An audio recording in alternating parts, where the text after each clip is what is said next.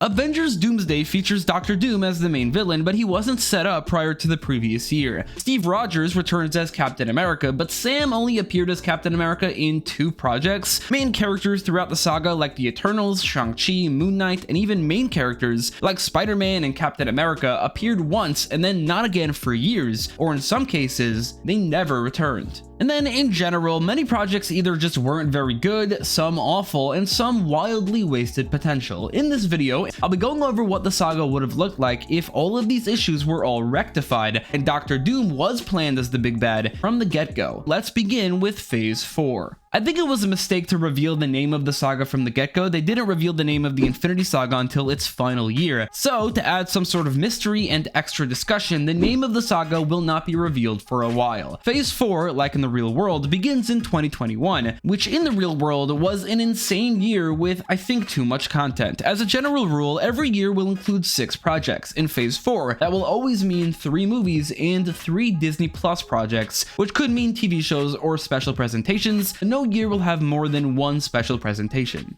2021 will begin very similarly to the real world with Wandavision, a 9-episode long Disney Plus miniseries airing between January and March that begins the Wandavision saga that will be told over multiple TV shows and movies, while also introducing director Matt Shakman to the MCU, who will become very important. I thought Wandavision was fantastic up until the finale, which let me down a bit, so I'd make one change, which is to the finale, which is to reveal that the commercials seen throughout the series were manifestations of Doctor Strange trying to connect to Wanda to get through to her. Strange's role in the finale has to do with the reveal that when Wanda lets the Hex go, it'll cause a power surge that can cause massive damage. Strange works with Wanda to contain the Hex, and because of this, Wanda can never really create a Hex in the same vein because that will happen again. Strange informs Wanda that when she created her kids, she created real souls which have now manifested outside the Hex, but he doesn't know where. Wanda leaves to find her children's souls. I think in the real world, the WandaVision saga has been a high point for the Multiverse saga. It's just been told over the course of too many years. I'm gonna condense it into entirely being in Phase 4. Falcon and the Winter Soldier should have been a movie, so instead, Captain America Brave New World releases in March and is directed by Destin Daniel Cretton with the script by Eric Pearson and Joanna Callow. Because it's a movie and not a TV show, it's a lot shorter, we're gonna have to cut out some storylines. I'm gonna cut out the Zemo storyline, Sharon as the power broker, and the Isaiah Bradley arc, but the last one will be delayed to the next movie. This will be a lot more tightly focused. Set just a few months after Avengers Endgame, Sam Wilson works with the US military alongside Sharon Carter and Joaquin Torres. After defeating Batroc the Leaper, Sam struggles with whether to accept the Captain America mantle, especially when the government instead chooses John Walker. Sam and Bucky team up with Walker and Battlestar to stop the Flag Smashers, a super soldier terrorist group seeking to restore the pre-blip world by opposing the newly established Global Repatriation Council. The heroes track down Wilfred Nagel, creator of the new super soldier serum. Though the serum is confiscated, Walker secretly takes one, hoping to become a true Captain America. During a fight with the Flag Smashers, Battlestar is killed, and Walker, spiraling, kills his attacker, but then also causes some civilian collateral damage, being directly responsible for the death of one innocent civilian. As a result, Walker is stripped of the shield. Sam begins training with the shield, while Valentina Allegra de Fontaine recruits Walker as the US agent. Bucky confronts the man whose son he killed as the Winter Soldier, and Sharon reveals she arranged Sam's new Captain America suit. The Flag Smashers launch an attack on the GRC, drawing Sam, Bucky, and US Agent into a final battle. When Karli Morgenthau overwhelms Sam, he reveals a contingency plan, taking the super soldier serum as a last resort. With his new strength, Sam defeats Karli. Karli and the Flag Smashers are also not sympathetic figures, or at least not to the same extent that they intended them to be in the TV show. After this, John Walker loses it and enters a fight with Cap, who defeats him as well. This final act is meant to emphasize the contrast between Sam and John. John wanted the serum but wasn't worthy of it,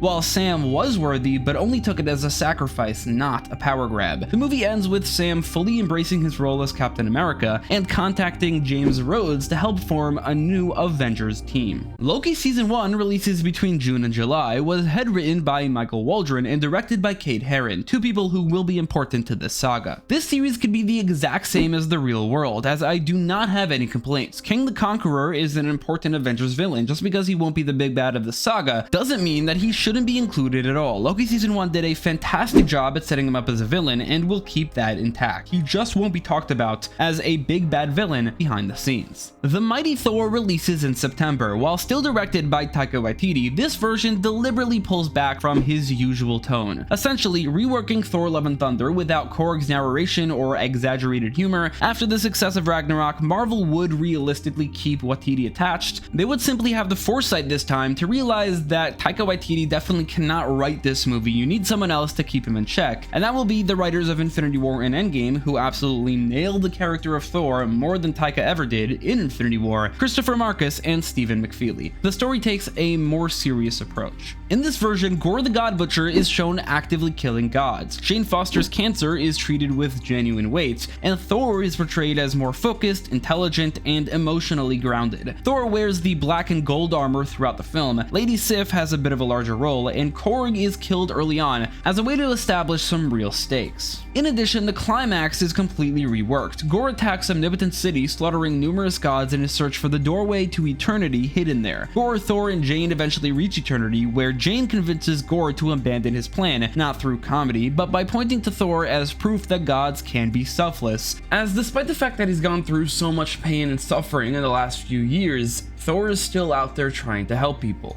Gore uses his wish to resurrect his daughter Love before dying, while Jane ultimately succumbs to her cancer. Thor adopts Love, who is left with cosmic powers, and in general the story does end in the same place as the original, but with far stronger execution and a far more serious tone leading up to it. In the same vein, the end credit scene featuring Hercules will remain intact, as that will be followed up on earlier than it is in the real world. Hawkeye Season 1 releases between November and December and is the same as the original with a few small changes. Kingpin is portrayed more closely to how he's portrayed in Daredevil, more realistic and less cartoony. He's not the type of person who can survive an explosion to the face and then also being shot, so let's just not write him into these situations. Kingpin isn't defeated, but rather the man he hired is. The person that the Hawkeyes fight in the finale is William Cross, aka Crossfire. Then, as the show comes to an end, it becomes more clear that this series is a sort of farewell to Clint Barton, who retires from the superhero life for like the fourth time,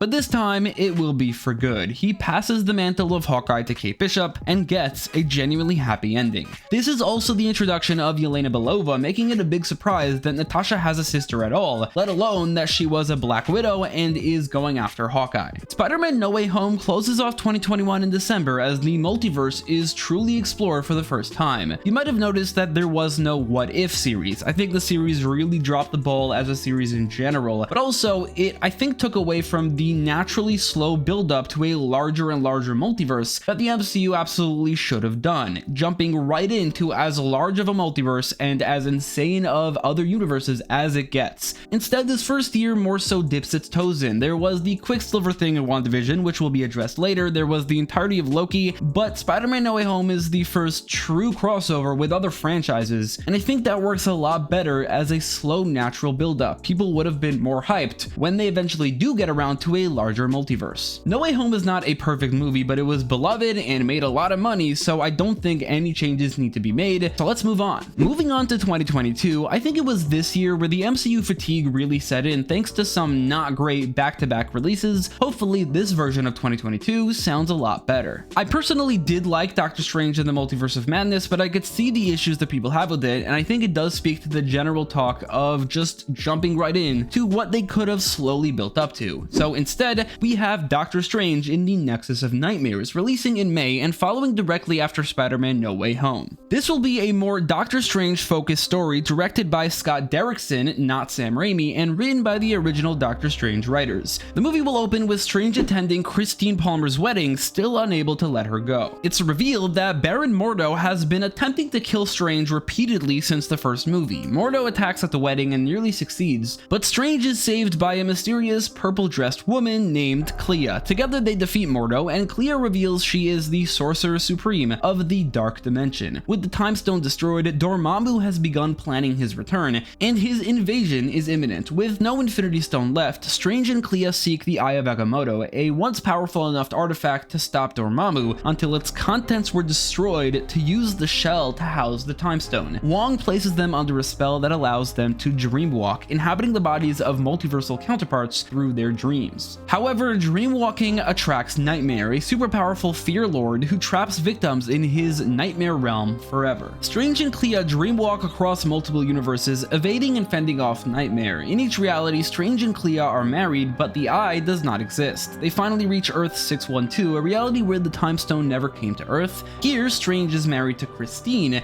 and Clea is imprisoned as his enemy. However, from there, things manage to go according to plan. Strange binds the Eye of Agamotto to his soul, frees Clea, and the two escape back to Earth 19999 just as Dormammu attacks. Dormammu invades Earth, but for some reason, the Eye just isn't enough. Dormammu kills Wong and Clea, and then all the other sorcerers aside from Strange, and overtakes the planet with the Dark Dimension. Strange is captured, but kept alive as a trophy to witness his failures. The situation appears hopeless until the truth is revealed. Strange never fully escaped Earth 612. He hesitated, unable to let Christine go, and in that moment, Nightmare managed to claim him. This experience is not real, it's a nightmare. Before being taken, Strange and Christine talked enough that Christine understood that he was a different person and understood what she needs to do. As Earth 612 Strange regains his consciousness, Christine convinces him to free Clea from her prison. Clea manages to peer through the Nightmare realm enough to awaken Strange, and with this opportunity, and then powered by the Eye, Strange develops a new spell, Nightmare Walking, allowing him to inhabit Nightmare himself. Strange and Nightmare merge and return to Earth 1999. Using the Eye of Agamotto, they destroy Dormammu once and for all. Strange then returns the Eye to Earth 612, which releases Nightmare, who in a final battle is defeated by the combined efforts of Doctor Strange, Clea, and the rest of the sorcerers. Nightmare vows revenge and returns to his dimension, and Strange and Clea share a kiss, as they have now fallen in love. Because of this, Clea chooses to remain in this universe, even after revealing that she is Dormammu's niece. In a post-credit scene, we meet the Living Tribunal discussing growing multiverse instability with each other, referencing WandaVision and retconning Pietro's appearance as Agatha subconsciously drawing from another universe. The Tribunal concludes that the nexus of all realities, the gateway between universes, will soon require a living protector. Miss Marvel releases between June and July and is reimagined as a tighter, more effective origin story, which is what it should have been. I do think that one of the bigger issues of a lot of these shows is that they wait till like the last episode for the hero to suit up at all. That will not be the case here. Miss Marvel will suit up early on, and the rest will be a simple Spider-Man style high school adventure with more interesting villains. Essentially, Kamala Khan discovers a mysterious bangle that gives her superpowers. Excited but cautious, she tests her abilities and confides in her best friend Bruno. A devoted fan of Carol Danvers, Kamala adopts the name Miss Marvel and quickly becomes an active local superhero, wielding her light-based construct powers. Unbeknownst to her, activating the bangle also triggers a second, matching bangle belonging to another teenager named Joshua Richardson. Both bangles are revealed to be alien technology that fell to Earth decades ago, and separately came into the possession of two different families, the Khan family and the Richardson family. While Kamala gains light constructs, Joshua develops dark construct abilities, which he is able to use to influence people into becoming a lot more disagreeable and eventually entering into fights with each other, and because of this, he is named Discord. Their conflict escalates into a final confrontation where Kamala is forced to destroy her own bangle to stop Joshua, sacrificing her powers in the process. However, it's revealed that the bangle did not create her abilities, it merely unlocked them, as it's revealed that she is a mutant.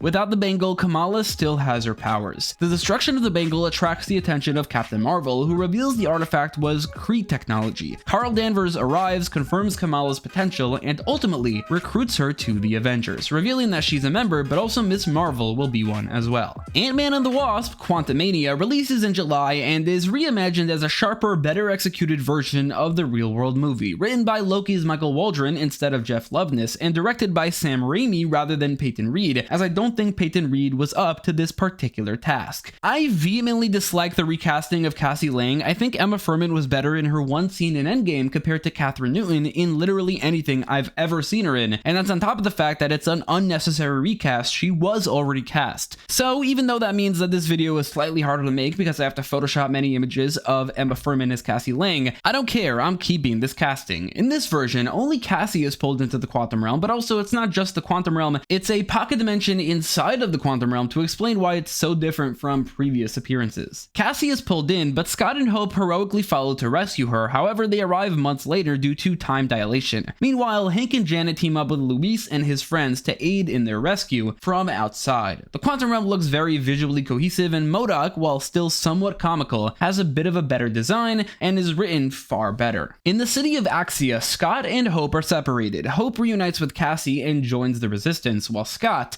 is captured and taken to Kang's headquarters, the Celestium. Kang coerces Scott into a heist to retrieve the multiversal engine core, threatening Cassie and dangling the possibility of restoring her pre-snap timeline as leverage, giving him back the 5 years he lost with his daughter. Scott completes the heist, but when he returns, he sees that there is a resistance uprising against Kang, and so decides to go against him. Here, the heroes regroup. Ant-Man, the Wasp, and Stature confront Kang, MODOK, and his army while protecting the core. MODOK betrays Kang, plugging the core into his own chair after he steals it from Scott. This, however, turns out to be Kang's backup plan. This kills MODOK and turns him into a portal into the outside world. Kang escapes through it, and the portal begins closing. Only Cassie manages to return to the outside world. Scott and Hope remain trapped in Axia. Stranded, Scott proposes to Hope and they get engaged in the quantum realm, accepting their fate of being there for potentially the rest of their lives. On the outside, Hank confirms that they tried to get them out, but failed. They don't know how. Cassie dedicates herself to rescuing her parents, adopting a new Ant-Man style suit, and instead of being called Stature, she's called Ant-Girl. In the end credit scene, the Council of Kings learn of the Conqueror's escape. Reacting with genuine fear, they begin plans to stop him. Agatha All Along releases between October and November and can be just about the exact same as the original, just released 2 years earlier, far closer to the release of Wandavision to feel a lot more relevant, while also including a cameo of the Scarlet Witch, but not something that would change the show too drastically. Essentially, Wiccan debuts, Agatha becomes a ghost, and the two then go on their own quest to find Wiccan's brother, maybe Vision, and maybe the Scarlet Witch. Speaking of releasing earlier, November would see the release of the Fantastic Four First Steps, one of the biggest changes to the saga and a driving force behind a lot of the decisions behind the saga is that, considering Dr. Doom will be the big bad, I thought it'd be appropriate for his arch enemies to be given a larger presence, a complete Fantastic Four trilogy. First Steps could be the exact same as the real-world movie, the first movie entirely set in another universe, starring the same actors, characters, and design, same director and writer, just released 3 years earlier. The only change is the end credit scene, which would be replaced by one where we see the silhouette of a large caped man watching the news about the Fantastic Four from inside a middle-aged looking room. Zooming out, while we don't see this man outside of his silhouette, we reveal a castle, and then zooming out more, we see the flag of Latveria with text appearing on screen, confirming that's exactly where we are. Closing off 2022 is the first of many special presentations, Guardians of the Galaxy The Holiday Special. Written and directed by James Gunn, there's nothing I'd really change. In fact, I'd change nothing about how the Guardians were treated in these first few years at all. They still appeared in Thor, they have the Holiday Special, and then Volume 3. The only change, I guess, is I Am Groot. Like, they could still make it, but it just wouldn't be canon to the MCU, with the same going for X-Men 97. I won't mention it again in these videos, but they could still make things like that, they're just not considered MCU content. 2023 begins with Black Panther Wakanda Forever in February, avoiding what I believe to have been a big mistake, killing off T'Challa. The movie would begin with a Chadwick Boseman tribute before introducing us to his replacement, John David Washington, taking over the mantle. This movie will be based on the original script that was written before Chadwick's passing, focusing on T'Challa taking his now 8-year-old son on the Ritual of 8, where father and son spend 8 days in nature, during which the son can ask any questions, and the father has to answer all of them. During these 8 days, T'Challa and his son Azari must be joined at the hip so as to not break the ritual, but unfortunately it's during these 8 days that Namor launches his attack. Ramonda's death, T'Challa's relationship with his son, and who is now revealed to be his wife Nakia, would be the emotional cruxes of the movie. After Ramonda's death, Nakia is formally recognized as the Queen of Wakanda. Meanwhile, Shuri does create a new moniker for herself known as Aja Adana and fashions herself a new Black Panther-esque suit. The movie ends similarly to the real-world movie, with Wakanda and Talokan striking an alliance. Ironheart is completely cut out, and an end credit scene shows T'Challa being met by Sam Wilson to be recruited to the Avengers.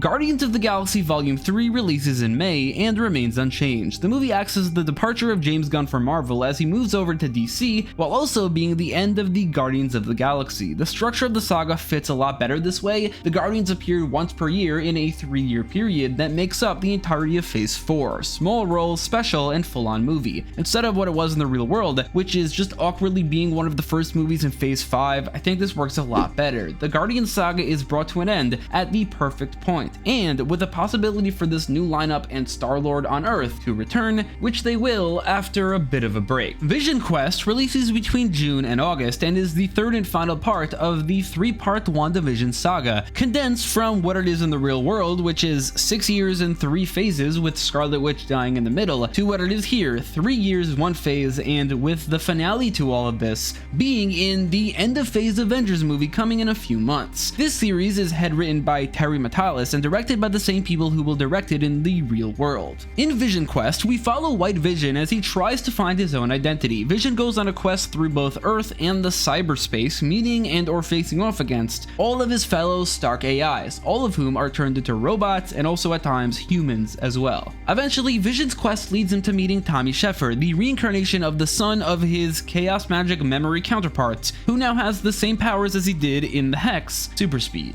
Being the only speedster in this world as of right now, Tommy takes up the name of his uncle, Quicksilver, because it's available and speed is just not a very good name. Through what is, I guess, his son, Vision learns to regain his humanity and in doing so, fails to prevent Ultron's return into a new body. A couple episodes in, we're reintroduced to Wiccan and Agatha as they try to track down Tommy, but for some reason fail. Instead, they set their sights on the Scarlet Witch, and as the story climaxes, the entire WandaVision family, Scarlet Witch, Vision, Wiccan, Quicksilver, and Agatha Harkness, all come together for the very first time to fight Ultron, and they destroy him once and for all. With the WandaVision family now together, Agatha's role as a spirit guide to Wiccan has ended. Her ghostly form dissipates and she descends into the afterlife. As the series comes to an end, the family is approached by a man in an Iron Man suit, or rather a teenager in an Iron Lad suit. Revealing himself to be the Nathaniel Richards of a different timeline, he recruits the entire family to help fight a variant of his, Kang the Conqueror. The second special presentation, this time being a Halloween special, is Man-Thing, directed by Michael Giacchino and written by Heather Quinn and Peter Cameron. Man-Thing was set up by Doctor Strange 2 and takes place immediately after it. We meet recently divorced scientist Ted Sallis, who injects himself with the SO2 serum to cure himself of a disease of his. He also created this serum. Going for a drive in his newly cured body, the serum begins to cause some bad side effects, causing him to crash into a swamp. The mystical swamp turns him into the Man-Thing, and after taking control of his new form, Man-Thing is installed as the guardian of the Nexus of all realities, a gateway between universes. The Living Tribunal explains to Man-Thing that it and the multiverse are in imminent danger, and thus he's needed. That imminent danger comes in the next 2 projects. Created in tandem with each other, Loki Season 2 releases between October and November and is the exact same as the original. Same writers and directors, same story, and the same outcome. Loki Season 2 will, however, be immediately followed up on with the conclusion to Phase 4. Releasing in December 2023, Phase 4 comes to an end with Avengers the Kang Dynasty, not meant to be the saga's big Infinity War conclusion, but rather the saga's The Avengers, which brings together the first phase and then sets up the rest. Written by Michael Waldron and directed by Kate Herron, who directed Loki Season 1, masterfully, I might add, the Kang Dynasty brings most of the phase together. I say most because, unlike Phase 1, this phase is far too large to bring everyone together. The Guardians, Fantastic Four, and Spider-Man are not involved. The Guardians story has ended, the Fantastic Four will take a bit longer to cross over, and Spider-Man unfortunately has been demoted to the street level for now. Well, unfortunately for his appearances, not unfortunately for the story. He, because of this, won't be appearing as much as he should, because he's street level, so he can only appear in street level projects. However, the street level projects are mostly TV shows, and he can't really appear in TV shows, which is why he only had 1 appearance in Phase 4. However, he will have more appearances in Phases 5 and 6. Sam Wilson reveals to the world his new Avengers lineup: Captain America, White Wolf, Professor Hulk, Thor, War Machine, Black Panther, Captain Marvel, Photon, and Miss Marvel. The Avengers reveal themselves to the world as they arrive at the new Avengers HQ, Avengers Mansion. They find a man who introduces himself as Nathaniel Richards. Meanwhile, another Nathaniel Richards, Iron Lad, puts together his own separate team, which the marketing refers to as the Secret Avengers. In the movie, they're never given a name, but that's what I'll be calling them. This team includes Scarlet Witch, White Vision, Wandavision, Wiccan, Quicksilver, Doctor Strange, Clea, Wong, and Ant-Girl. Nate, as he prefers to be called, explains that he is a younger Kang variant and that Kang is now recruiting the Avengers for a mission to cross the Nexus of all realities to then find and dismantle the Council of Kangs. Nate explains that they need to let this happen for the sake of the multiverse, but that they need to be there as a surprise to stop Kang, as he knows that he plans on betraying the Avengers. Wiccan then reads Nate's mind and sees that he's completely telling the truth. Nate's explanation is edited together with Kang's, as he also explains everything to the Avengers, that he is a scientist from the 31st century whose variants from across the multiverse have formed the Council of Kangs, a group dedicated to conquering the multiverse. Kang explains that he rebelled against the Council and was punished for it. Kang has come to the 21st century to recruit the Avengers to help him take down the Council once and for all. Kang is telling the truth, and Sam also believes him. The Council of Kangs are revealed to be headquartered in another dimension at the end of time. The Council discusses the coming of Kang the Conqueror and prepares for his arrival. Sam decides to address the world, telling them that something came up. The Avengers are headed off on a mission in another dimension to help save the world, but that they will return. Kang uses the time machine from Endgame, which he reconfigures into a gate into the Nexus of all realities, which most of the Avengers walk through. A few of them stay behind to hold down the fort. Just as he steps through into the Nexus, Thor begins receiving vague visions from another dimension, Valhalla. Heimdall tells Thor to look beyond the end of time. Meanwhile, Nate coaches Wanda, showing her how to open a portal to the Nexus of all realities, and they begin following behind. Kang and the Avengers come across the Guardian of the Nexus of all realities, the Man-Thing, who reaffirms the Avengers' decision, allowing them to pass. The Avengers then encounter many other obstacles along the way, magical and cosmic alike, before finally arriving at the end of time, where they are greeted by Miss Minutes. Meanwhile, the Secret Avengers come across Man-Thing as well, and this time Man-Thing does not let them pass, saying that them passing would endanger the multiverse. The Secret Avengers fight Man-Thing, and while he puts up a very good fight, they manage to get past him. Miss Minutes escorts them to the Citadel, where they are welcomed by Immortus, and discussion ensues. Discussion turns to argument, and argument turns to battle. Kang and the Avengers battle Immortus and the rest of the Council. They're outnumbered but hold their own. However, Kang realizes that Ramatut, Centurion, and Mr. Griffin are all missing. In the present day, after the Avengers leave, Centurion arrives and attacks the remaining Avengers. Ramatut, meanwhile, arrives in the Quantum Realm to attack Ant-Man and the Wasp, revealed to have been there for a few years, and with a Quantum Realm-born baby. Ramatut attacks them right before they were just about to find a way to escape the Quantum Realm. Mr. Griffin attacks the Secret Avengers at the Nexus of all realities. 4 different fights commence in different dimensions at different points in time, but cut between each one, and in each one, the Kangs are all winning. The tide turns when the Secret Avengers are able to defeat their Kang, Mr. Griffin, and then make it to the end of time. Ant-Man and the Wasp manage to use Ramatut's tech to transport the 4 of them to the outside world. Joining the Avengers, the team fight the 2 Kangs together. This turns out to be advantageous, as while each one individually is easily able to overpower the group that they are sent to fight, they do not work well together. At the end of time, the Secret Avengers sense that the Avengers are going to lose, and so make the call to forgo their initial plan of being the last-minute secret defense against Kang's betrayal. The Avengers simply need them now. The Secret Avengers join the fight, and they help defeat the Council once and for all. Nate quickly warns the Avengers of Kang's imminent betrayal, but Kang's final plan begins. Kang thanks his younger self for bringing everyone here. Iron Lad is confused. He thought he was fighting against Kang, but it turns out Kang actually created him and sent him on this mission without his knowledge. With the Avengers and Secret Avengers at the end of time, Kang reveals that this was his plan all along. Kang takes control of Miss Minutes and then vanishes. We follow Kang as he makes his way to the Void, another dimension at the end of time, and he saves his long-lost love Ravonna Renslayer before she's killed by Alioth.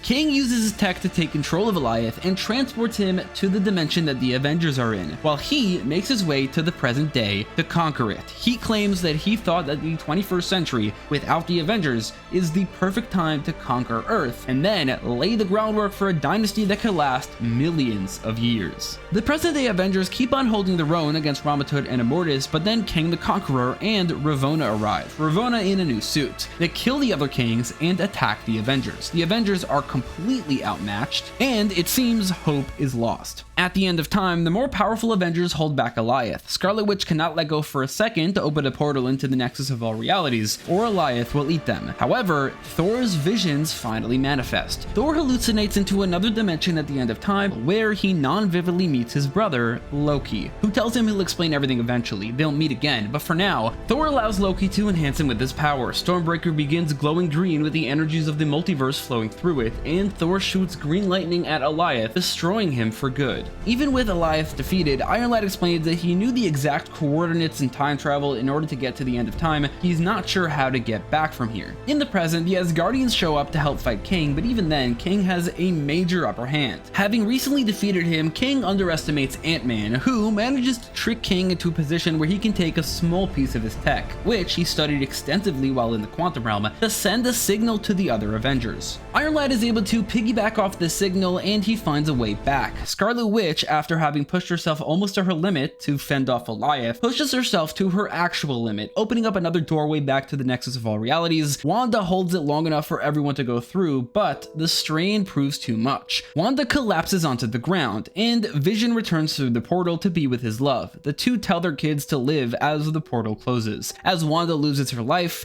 Vision decides to shut down, not wanting to live without her. Back in the present, an angry Kang stabs Scott in the belly. As Scott falls to the ground, the Avengers come through and assemble. This is not something that Kang prepared for. He did not think the Avengers had even a small chance of surviving, and now he's outnumbered. He holds his own, but not forever. He starts boasting about how he's going to conquer Earth, the universe, and the multiverse, establishing a dynasty that expands all of existence. But as he's prattling on, a few of the Avengers each manage to land a finishing blow, killing him. Kang's death allows the TVA to show up as he was blocking them. They arrest Ravonna, but they also go to arrest Iron Lad, who surrenders willingly, agreeing that his presence in the present day in this timeline will only serve to endanger the timeline. However, it's hinted that they're actually about to recruit him, not to put him on trial. Scott is critically injured, but he survives. However, he's pretty old now, he's injured, and he just wants to retire with hope to raise their son. The Secret Avengers and the Avengers form together into one team, with the Sorcerers agreeing to being part-time members, and the movie ends with the Living Tribunal meeting Loki as they begin talking about how the dangers to the multiverse have only just begun. An end credit scene shows Carol Danvers flying through space, meeting Photon and Miss Marvel on the Sword HQ,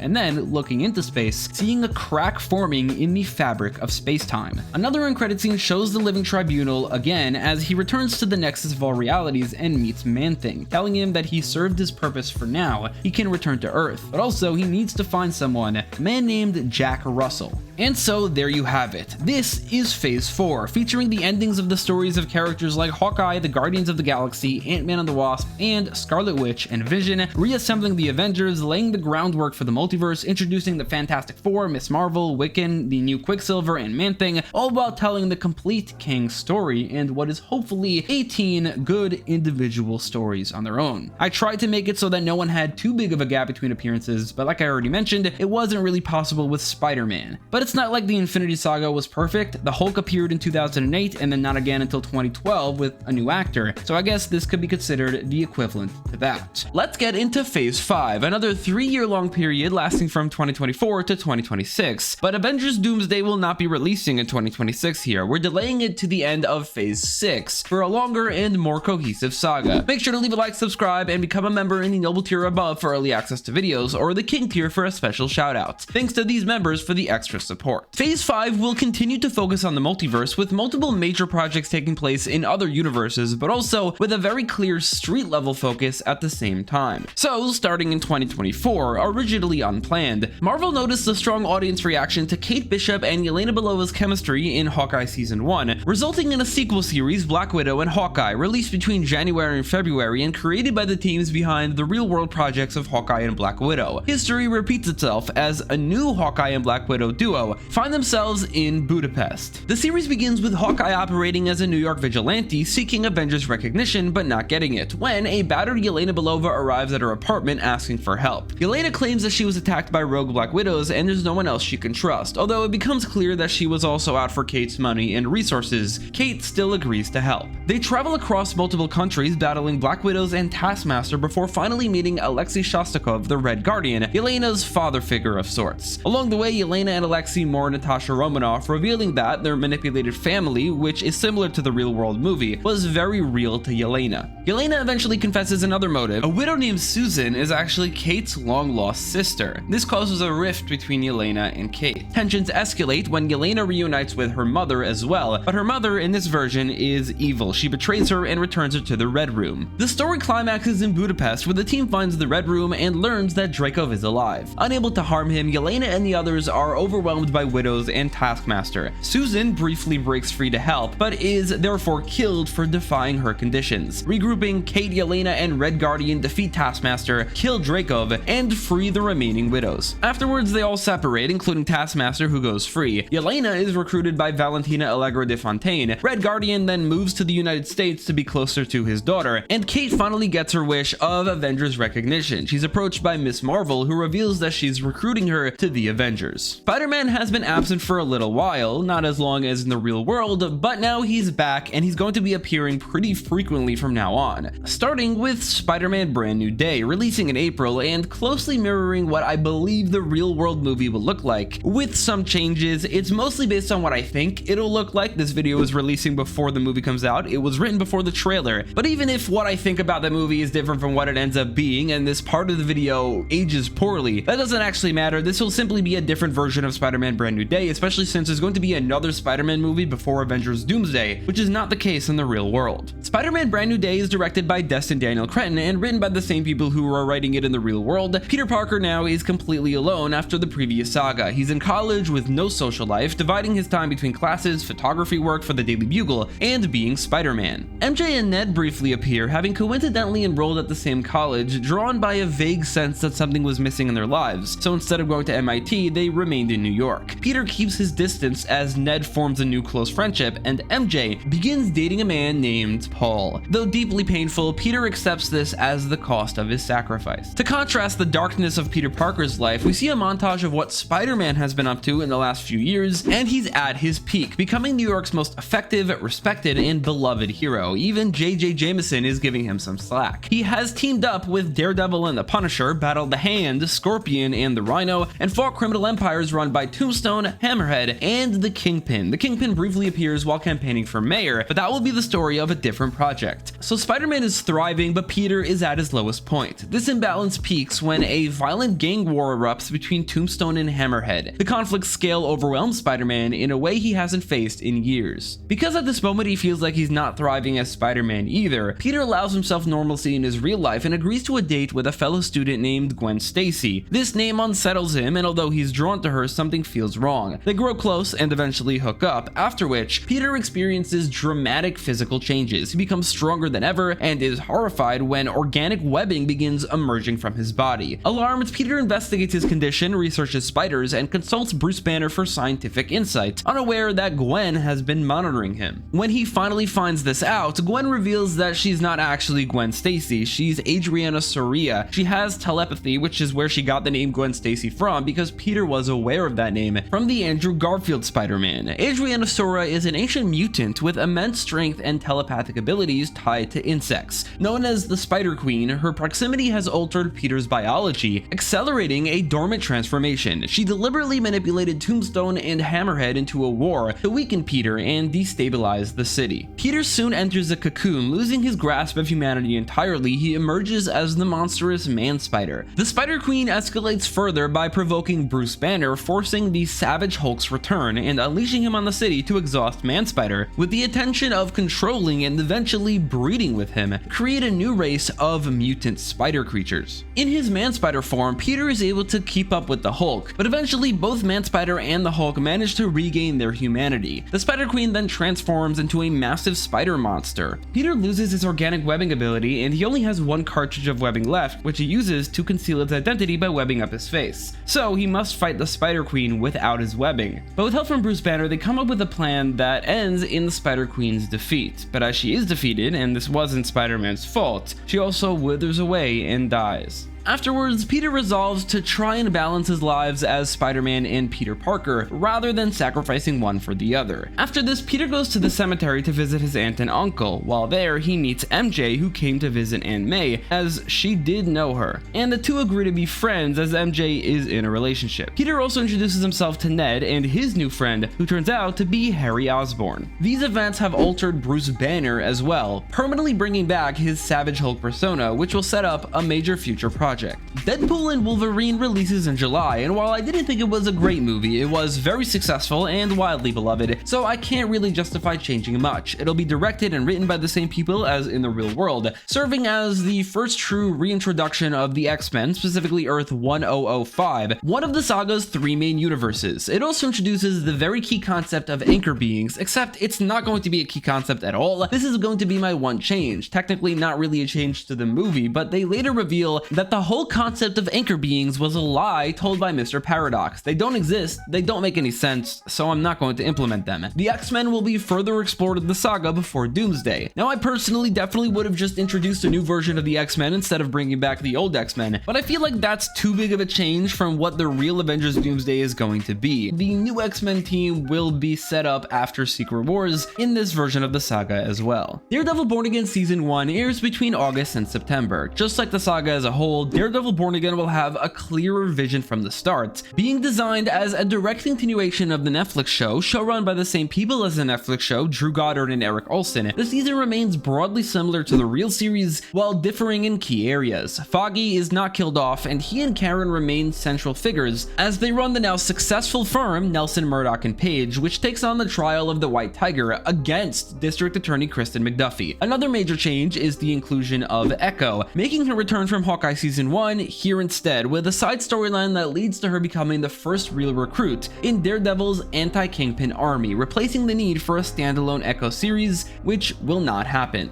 Also, because it's the Vision all along, Bullseye will appear throughout the season, not just in the beginning and the end. Werewolf by Night is a special presentation released in October, made by the same people who made it in the real world, and with no real changes, aside from the fact that it's just not the introduction of Man-Thing. Off-screen, Man-Thing found Jack Russell, befriended him, and was then later hunted and kidnapped by monster hunters. The story then follows Jack rescuing Man-Thing with help from Elsa Bloodstone. We'll see where this all goes from here. 2024 ends with the Fantastic Four Books of Doom. Written and directed by the same team as the first film, this is going to be a very important movie, as it is the introduction of the saga's big bad, Doctor Doom. Designed to lead into Avengers Doomsday, this movie portrays Doom in his classic comic book form and doesn't cast him aside from a voice-modulated voice actor and a body double resembling Robert Downey Jr. kind of, with a theory maybe growing that he'll be played by him, but that's not announced yet. His unmasked, MCU-specific Robert Downey Jr. interpretation is going to be reserved for Avengers Doomsday. Ben Grimm is now dating Rachel Rosman, and the Fantastic Four are more beloved than ever, something Doom cannot tolerate. He openly hints at his hatred for Reed Richards, while beginning a calculated campaign to dismantle the team's legacy. Through flashbacks, Doom's origins are revealed, so there's a child actor who plays him, but as an adult we don't see him. Born Victor Von Doom in impoverished Latveria, he grew up under Baron Vladimir Frutinov. His mother, a witch, made a deal with Mephisto, who betrayed her and dragged her soul to hell. Shortly after, his father died as well. Lucky for him, he was a genius prodigy. He was entered into Hedgeman State University in New York City at the ripe old age of 12 years old. However, he wasn't given even a moment of feeling like the smartest person in the room, as the far younger 6-year-old Reed Richards one-upped him at every turn. Their one-sided rivalry escalated into a failed experiment caused by Victor ignoring Reed's warning, scarring him for life. From there, he turned to magic, eventually mastering both sorcery and engineering. He took over the country of Latveria, becoming its dictator, and became Doctor Doom. In the present, Doom engineers global crises like natural disasters or terrorist attacks in which the Fantastic Four fail publicly. Earth 828 is revealed to be a simpler world unaccustomed to widespread suffering. However, now because of the influence of Mephisto through Doctor Doom, it's changing a bit, morphing into a darker world. Reed eventually deduces through probability that there's only one man in the world who can be responsible for all of this, Victor Von Doom. He's a famous world leader, but only Reed Richards knows his true nature. As the Fantastic Four approach Doom in Latveria, he reveals reveals that his ultimate plan did not actually surround them, but rather it was about causing enough chaos to attract the Chaos Lord Mephisto. This works as Mephisto is lured into a trap created by Doom, fusing magic and technology, which he uses to force the demon to release his mother's soul from hell. Mephisto agrees, and Victor's mother ascends to heaven. As he frees Mephisto, the demon betrays him, possessing Doom's body. The Fantastic Four then battle the Mephisto/Doom hybrid and eventually manage to exorcise Mephisto back to hell. So now Doom has achieved his goal. All of the suffering and chaos that he caused was not to go against the Fantastic Four, but rather to free his mother. However, Doom reveals, as he's gloating to the Fantastic Four, that he had a litany of different ways to go about this. He chose the one that would cause Reed the greatest amount of suffering. Knowing Doom's immense pride, Reed anticipated this, actually goading him into revealing this, and secretly recorded Doom's confession. The truth goes public, restoring the Fantastic Four's reputation and destroying Victor's. The consequences of this exposure may be far greater than Reed could have even imagined, but that story is left for the future. So essentially, this was more of a Doctor Doom movie than a Fantastic Four movie, but focus from the Fantastic Four is clearly put on Reed Richards. So you might have noticed, aside from one appearance from the Hulk, 2024 mostly focused on characters who did not appear in Avengers the Kang Dynasty. 2025 will bring these characters back, but not quite yet. First, we're starting with something interesting. After Spider-Man No Way Home 4 years prior, fans wanted continuations for the other two Spider-Men, and since they will return in Secret Wars, I thought they should appear beforehand. Marvel and Sony extend their deal to animated TV, creating a series together called Your Friendly Neighborhood Spider-Man, airing between January and February, written by Charlie Newer and Jeff Trammell, the people who made the Real World series Your Friendly Neighborhood Spider-Man. This one will be different. It follows the further adventures of the Earth 96283 Spider-Man after returning to his world. We'll learn that since Spider-Man 3, Spider-Man fought Vulture, Black Cat, Mysterio, the Lizard, and more. Aunt May passed away, Peter married MJ, and critically, they had a daughter together named Mayday. Now, Peter works as a scientist at Horizon Labs with Max Modell. Peter and MJ struggle with their 14-year-old daughter Mayday,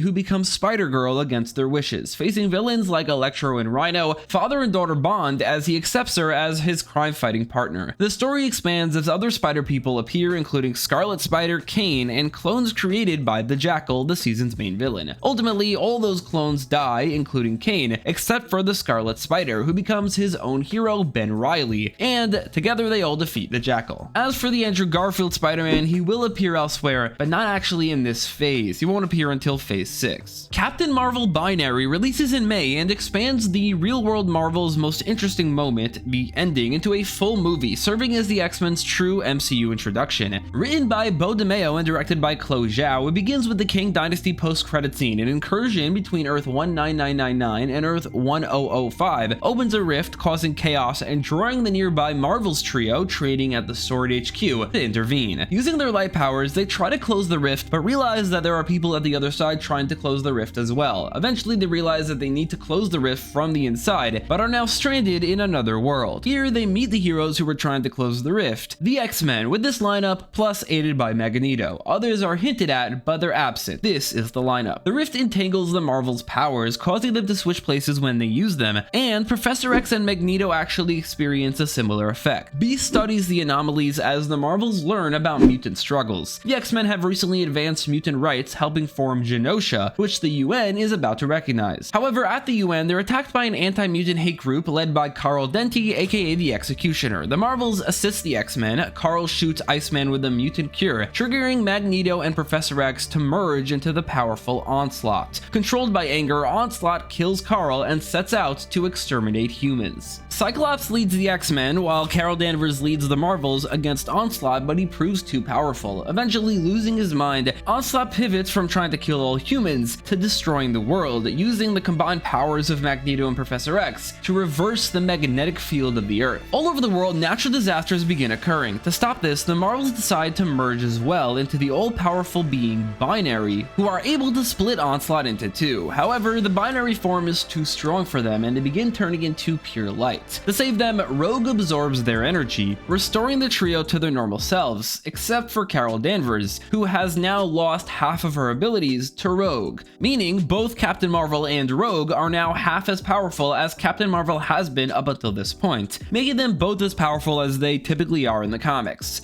Beast is finally able to open a small, harmless rift, returning the trio home. Kamala reunites with her family, and the Marvels learn that while they were gone, the Hulk returned and caused a rampage. These events occurred in Captain America World War Hulk, releasing in July, directed by Jake Schreier and written by Eric Pearson and Joanna Kahlo. Functionally an Avengers film like Civil War, it has a clear focus on Captain America and the Hulk. Sam Wilson is fully established as Captain America, enhanced by the serum and respected as the Avengers leader. His arc is not proving himself, but rather focusing on confronting the darker legacy of the Captain America legacy and its connection to the Hulk. The main villain is Samuel Stearns, aka the leader, in his classic large-headed design. Rather than manipulating global politics like he did in the real MCU, he targets the Avengers directly, while several of their strongest members are unavailable. By now, Joaquin Torres is the new Falcon, Peter Quill has joined the Avengers, and Bucky Barnes has stepped away to serve as a United States Senator. The Avengers conflict begins with a mission against the Serpent Society, a snake-themed cyborg terrorist group which Stearns orchestrates to lead them into a hidden laboratory. There, Sam uncovers evidence of super soldier experimentation dating back to the 1950s. After defeating the Serpent Society, he tracks down Isaiah Bradley, who reveals that black soldiers were experimented on during the Korean War, producing the first successful super soldier since Steve Rogers. Isaiah was then imprisoned and erased from history, shaking Sam's understanding of the Captain America legacy. Meanwhile, we meet Bruce Banner back at his university as he's confronted by his cousin Jennifer Walters, reuniting after a while, as she has come to represent him as his lawyer after his rampage in Spider-Man Brand New Day. Sam investigates further, with his investigations leading to President Thaddeus Ross. Confronting him, Ross reveals to him what he did to the leader, which is the same as it was in the real movie, and then reveals the true origins of the Hulk, revealing that it was Isaiah Bradley's blood that was used as the basis for the super soldier serum that was used on Bruce Banner to turn him into the Hulk, later also being the catalyst for the creations of the Abomination, the leader, and then later someone else. This leads them to the conclusion that the Hulk is probably going to be a target, especially since he had his recent small rampage in New York. Betty Ross, now in contact with Bruce, believes that she can prevent disaster. Meanwhile, as Bruce and Jennifer are discussing matters, Spider-Man shows up to check on him. Valentina Allegra de Fontaine hears of all this and sends Yelena Belova to assassinate Bruce before he can transform. As Spider-Man begins swinging away, the Avengers converge on New York, but it's Betty who confronts Bruce. However, we'll soon learn that everything happening has been orchestrated by the leader. Spider-Man's spider sense goes off and he returns just in time to see Yelena on the top of a building shoot at Bruce, but actually she shot at Betty, much to the surprise of De Fontaine. It'll turn out that the leader was standing right behind her, and he used his mind control powers to make her shoot Betty instead. Bruce's grief triggers his most furious Hulk transformation yet. Beginning a rampage, Hulk critically injures Jennifer. Hulk then fights the Avengers, Black Panther scratches him, and a bit of his blood falls into one of Jennifer's wounds, while Spider-Man goes after Yelena and knocks her out, and then goes after the leader, who is only able to control people at a close range, meaning it would have been impossible to get away with this, but he didn't plan on it. Hulk manages to overpower everyone until only Sam remains. In a quiet park, Sam prioritizes civilians and activates a contingency plan meant to kill Hulk, a bomb in his head, but Hulk adapts, transforming him into the Red Hulk.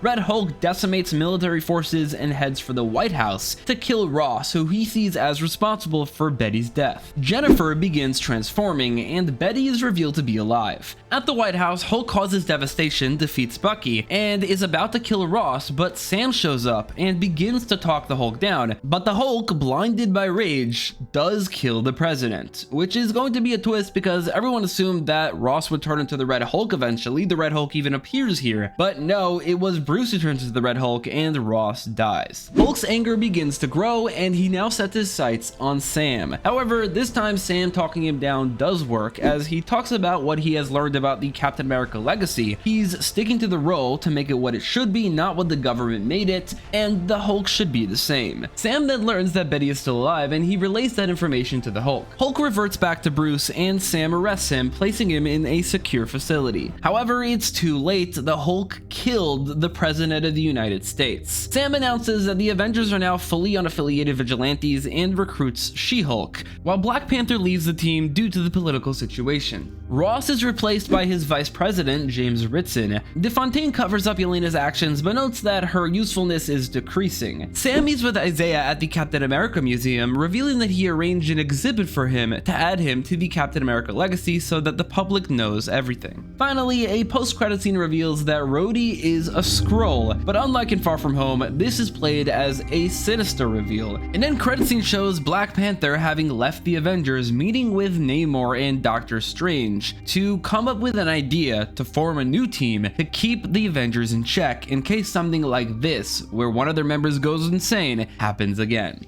Daredevil Born Again Season 2 airs between August and September with the same creative team as Season 1. This season features a very different status quo. Kingpin is now a ruthless mayor, and vigilantes are hunted by highly competent anti-vigilante task forces. Laying low, Daredevil recruits heroes across New York into an anti-Kingpin army. Iron Fist, now in a new suit and having spent years hunting down the last remains of the Hand, and having also teamed up with Spider-Man while doing so, alongside his wife Colleen Rand, the Silver Fist. Luke Cage and Jessica Jones reunited during the blip. They are now married with a young daughter, Danielle Cage. Daredevil convinces them to come out of retirement to help him. The team, now called the Defenders, or maybe the New Defenders, is joined by Punisher, Echo, and Angela Del Toro as the new White Tiger. They consider recruiting Spider-Man, but Daredevil admits that he tried and couldn't locate him. They'll need to do it without him. The Defenders deal a major blow to Kingpin eventually, forcing him into a desperate position and prompting him to recruit enhanced individuals. Daredevil, realizing his limits, not just physically, his devil motif, methods, and violence inspire fear rather than hope. To truly inspire New York, the uprising does need a trusted new face. They conclude that they can't do this without Spider-Man, so this leads into the next Spider-Man movie. Blade is a series releasing between October and December, written by Michael Green and directed mostly by Michael Giacchino. It tells the story of Eric Brooks. Starting with his birth in the 1920s, his mother Vanessa was killed by a vampire while pregnant with him, but Eric survived, infected by the vampire and becoming a vampire-human hybrid, slightly weaker than a full vampire but without any of the weaknesses. His father Lucas, obsessed with hunting vampires, founded the Order of Tirana and trained Eric in combat, specifically with a blade. From there we jump 15 years every episode, as each episode takes place in a different time period, chronicling Blade's near century-long hunt of Deacon Frost, his mother's killer. Most of episode 1 takes place 15 years later in 1935, and it isn't until the end of the episode, taking place in 1950, that we meet Marsha Ali as Blade. Episode 2 takes place in 1952, during which Eric joins his father on a mission to kill a vampire named Baron Blood. Episode 3 is in 1967, during which Blade finds out that his father actually purposefully had his mother killed by a vampire to fulfill a prophecy that would create the ultimate vampire hunter. Lucas was always a vampire hunter before his wife was killed by one. Blade kills his father for this and takes over the Order. Episode 4 takes place in 1982, during which the Order of Tirana disbands, but Blade is joined by a fellow vampire/vampire hunter, Hannibal King, to kill Varney. Episode 5 is in 1997. Episode 6 takes place in 2012 during the Age of Heroes. Blade finally meets Deacon, but loses, and Deacon kills the other vampire hunter. Finally, episode 7 takes place in the present day, or 2027, where Blade meets the Werewolf, Man-Thing, and Elsa Bloodstone. Forming the Midnight Suns, they find Deacon and kill him. Afterwards, they're approached by Ghost Rider, making his return to the MCU. This will be followed up on in a Midnight Suns series. Thor: Battle of the Gods releases in November and comes with a new director to replace Taika Waititi, George Miller. It'll also be written by him alongside Nick Lothorius, who seems to work with a lot. Following Kang Dynasty, Thor sets out to find Loki, meaning Man-Thing. He is told that he will reunite with Loki in time, but for now, his attention is needed elsewhere. The events of the Mighty Thor convinced Zeus that mortals have abandoned the Olympians. To regain worship, he plans to conquer Asgard and sends his son Hercules to kill Thor. In New Asgard, Lady Sif cares for Love and has grown closer to Thor over the years. Hercules arrives. Sif, Valkyrie, and Love fight him but are overpowered, and finally Thor arrives, duels Hercules, and ultimately defeats him. This sparks a wider conflict as gods from Africa, Asia, the Americas, and even other planets start taking sides. Along the way, Thor and Sif fall in love. Hercules, imprisoned in Asgard, reflects on his father's mission, later breaking out to fight his brother Ares. As this is the first time he has ever lost a fight, he was greatly humbled. The war culminates in Thor versus Zeus. To win, Thor accepts his role as King of Asgard, unlocking the full Odin Force, now renamed to Thor Force. Thor overpowers Zeus without killing him. Thor now becomes the highest power in the worlds of the gods, but as he does, he outlaws worship for mortals for any gods anywhere, ending the era of gods feeding on mortal worship. Thor becomes King Thor, asks Sif to be his queen, and names Love his heir. Inspired by Thor, Hercules decides to live among humans, wandering somewhere in Nevada. The movie ends with Thor being teleported to the Citadel at the end of time to meet Loki. Loki warns that doom is coming for them all. 2026 will bring Phase 3 to an end with 3 separate finales. A separate finale for the multiverse, a finale for the street level, and a finale for the political side of things. However, before all of that, 2026 begins with Moon Knight, releasing 4 years after it did in the real world because it was so disconnected from other MCU events, and as of right now has not been followed up on. I decided to simply delay it. The same will be the case for Shang-Chi. Because it's so disconnected and was pretty good, I don't need to change a thing, but I would add in maybe a few fight scenes that we actually see instead of cutting away every single time, but aside from that, let's keep it the same. Following the overwhelming success of Deadpool and Wolverine, Marvel immediately decided to make more team-up movies, repurposing the planned third Doctor Strange film to also serve as the conclusion to Black Panther's trilogy. Doctor Strange and Black Panther: Rise of the Illuminati is directed by Scott Derrickson and written by Derrickson alongside Jack Schaefer, Michael Waldron, and Ryan Coogler. Releasing in March, this movie is certainly more Doctor Strange than Black Panther, but a lot of Black Panther characters have major roles, including T'Challa himself. In between films, Doctor Strange has been studying the multiverse in response to incursions and, as we saw, the Hulk's rampage. Doctor Strange, Black Panther, and Namor form the Illuminati, a secret alliance of Earth's most powerful heroes, tasked with monitoring the Avengers and the multiverse. Doctor Strange contained a bit of energy from the rift opened in Captain Marvel Binary, and while studying it, he discovers a star-shaped portal through which a teenage America Chavez falls. She hasn't yet mastered her powers and claims that she's being hunted across the multiverse by someone named the Maker, whose scientific genius terrifies the Illuminati. The Maker makes his way to Earth 1999 and attacks, capturing America, but Strange, T'Challa, and Namor follow through to the Nexus of all realities. They push the Maker into another world, while they alongside America fall into his intended destination, which turns out is Earth 15866, his base of operations, and is a desolate landscape where only he lives. This, as we learn, is the world of the 2015 Fantastic Four movie. The Maker is Reed Richards of that world, played by Miles Teller, and he seeks America's powers to enable easy multiversal travel. Right now, he's stuck on another world, but it doesn't take that long for him to create a new device that allows him to travel the multiverse. As the Illuminati learn about this world, Strange says that he once peered through the multiverse and witnessed somebody named Reed Richards, but that he was a hero. Coming up with the idea to get his help to stop the villainous Reed Richards, Strange directs America to take them to Earth 828, which they do just as the Maker arrives and starts pursuing them. However, they make it through the portal before the Maker can, leaving the Maker stranded again, except this time he has the home field advantage. While this is all happening, we also cut back here and there to Earth 19999 to follow the individual supporting casts of the members of the Illuminati, eventually allying together to try and find a way to get their leaders back.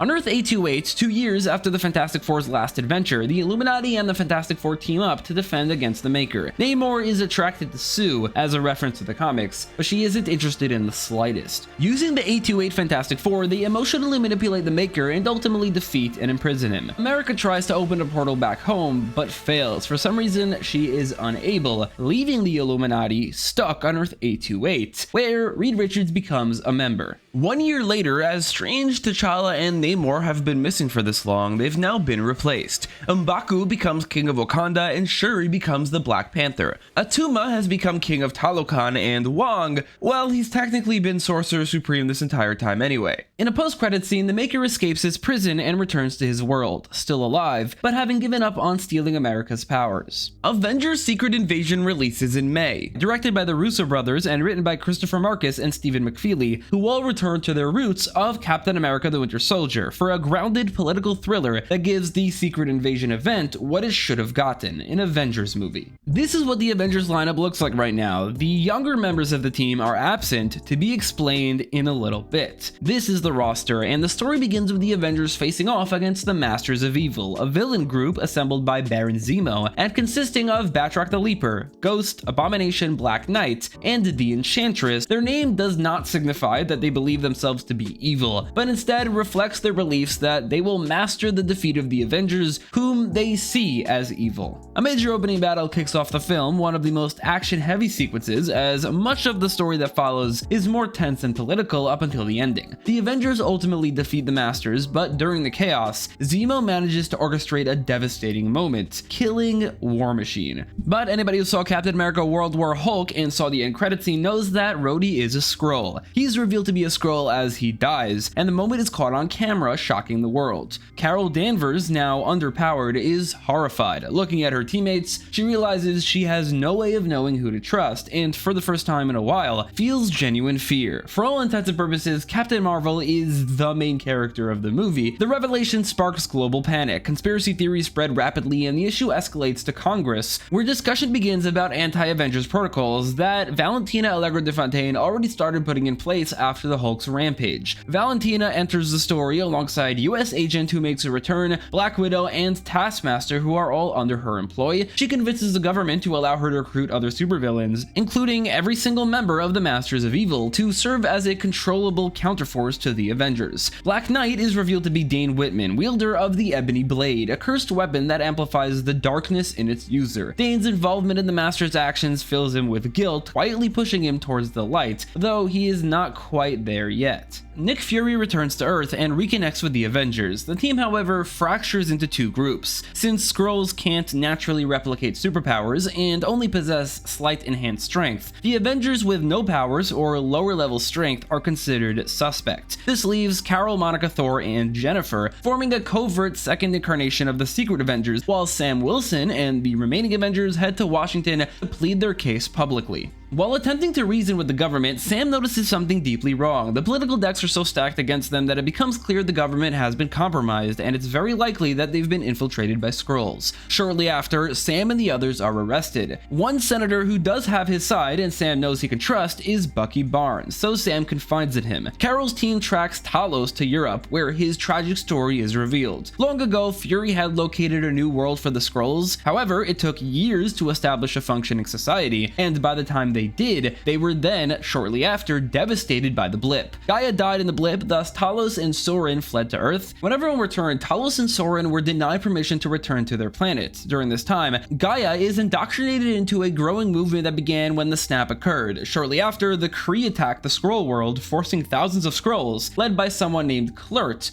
to flee. They secretly infiltrated Earth while humanity was still recovering from the blip, and thus were able to slip in unnoticed. Shortly after the events of Spider-Man Far From Home, where Talos and Soren played Nick Fury and Maria Hill helping Spider-Man, Talos found out about Gaia's involvement with the Skrulls on Earth and left to track her down. Soren has been keeping an eye on him, but they've been mostly separated during this time. The Skrulls are based in Russia at a settlement known as Skrull Town, where they mourn the death of Rava. It's revealed that they replaced Rhodey relatively recently to gather general Avengers intelligence. Through this infiltration, they discovered quite a lot, like the existence of the multiverse and the existence of the time travel / multiverse travel device from Avengers Endgame. President Ritson orders the Avengers to be arrested and grants Valentina Allegra de Fontaine full access to deploy the Masters. In Europe, the Masters of Evil pursue the Avengers, who narrowly escape, but are now public enemies #1 worldwide. While on the run, they struggle to locate Skrull Town. Meanwhile, Kl'rt leads a covert operation to Avengers headquarters, infiltrating the US military to steal the time machine and transport it to Skrull Town. In Washington, Bucky risks his career and freedom by acting on Sam's suspicions. Trusting his Winter Soldier instincts, he interrogates someone named Mel Gold, discovering that she is a Skrull. He extracts vital information about the Skrulls' base. Using this intel, Bucky secretly breaks the Avengers out and sends them towards Skrull Town, with no one ever the wiser as to his involvement. Carol's team is confronted by Gaia, who escorts them to Skrull Town, asking that they hear their case before judging them. On the way there, Gaia speaks reverently of their leader Kl'rt as a brilliant leader who she believes will save their people. The Avengers meet Kl'rt, who reveals his plan: to use the time machine to send the Skrulls to an uninhabited alternate world, which, I mean, wouldn't hurt anybody, right? Well, Carol warns that Stark and Banner are gone and the technology is unstable without quantum suits. There's a reason they haven't used the machine. Kl'rt, however, is unconcerned. Thousands of Skrulls surround the Avengers, and Carol is confident that they could easily stop them. However, the tide shifts as Thor is revealed to be a Skrull named Gravik. The Skrulls have developed a drug that allows partial power replication, first tested on Gravik and then revealed to be used by Kl'rt himself. This explains why Thor is so different from his ending in the previous Thor movie. Fans would speculate about this taking place prior to Thor 5 or the Russo brothers retconning these events, but no, Thor has not appeared in this movie until this point. It's been a Skrull. A massive battle erupts as Skrulls transform into Avengers, creating total confusion. The Masters of Evil and Avengers arrive simultaneously and call a truce to join the fight. Just as they do, Kl'rt transforms back and sees that the machine is ready, having been essentially turned on by the multiversal energies radiating off of the universe travelers that are Carol and Monica, which is why they were escorted here. Cap and Falcon show up in time to stop him, but he transforms into Steve Rogers to catch Sam off guard and manages to get free, jumping into the portal. Kl'rt flies through the quantum realm gate, being exposed to untold amounts of energies before finally catching a glimpse of a universe infused with immense amounts of cosmic energy. Steering himself towards that world, Kl'rt sees a group of 4 heroes infused with that energy. Kl'rt copies their powers and, using these powers, propels himself back to Earth 19999. Everyone watches as Kl'rt emerges, giving off immense amounts of cosmic energy, and now with the abilities of all 4 members of the Fantastic Four: elasticity, invisibility, energy projection, force fields, flamethrowers, flight, super strength, and super durability. Think about how powerful each member of the Fantastic Four were in Fantastic Four: The First Steps, and then combine them. Kl'rt is now an Avengers level threat. His first act with these powers is to destroy the machine. Preventing anybody else from becoming as powerful as he is, Kl'rt declares himself unstoppable and sets out to kill all humans, creating a Skrull empire with Earth as its base, which he'd then use to destroy the Kree. Most of the Skrulls rally behind Kl'rt, and the final battle begins. The Skrulls serve largely as cannon fodder. Kl'rt himself is the true threat. He is genuinely unstoppable, operating at a level comparable to Thanos, wielding 2 Infinity Stones. I mean, with all that power and the invisibility so that no one could see him coming, he's able to take on most of the Avengers and Masters of Evil at once, and he demonstrates his power by swiftly killing the Abomination. The situation grows increasingly dire until it's revealed that the Avengers have called the cavalry. The real Thor finally arrives.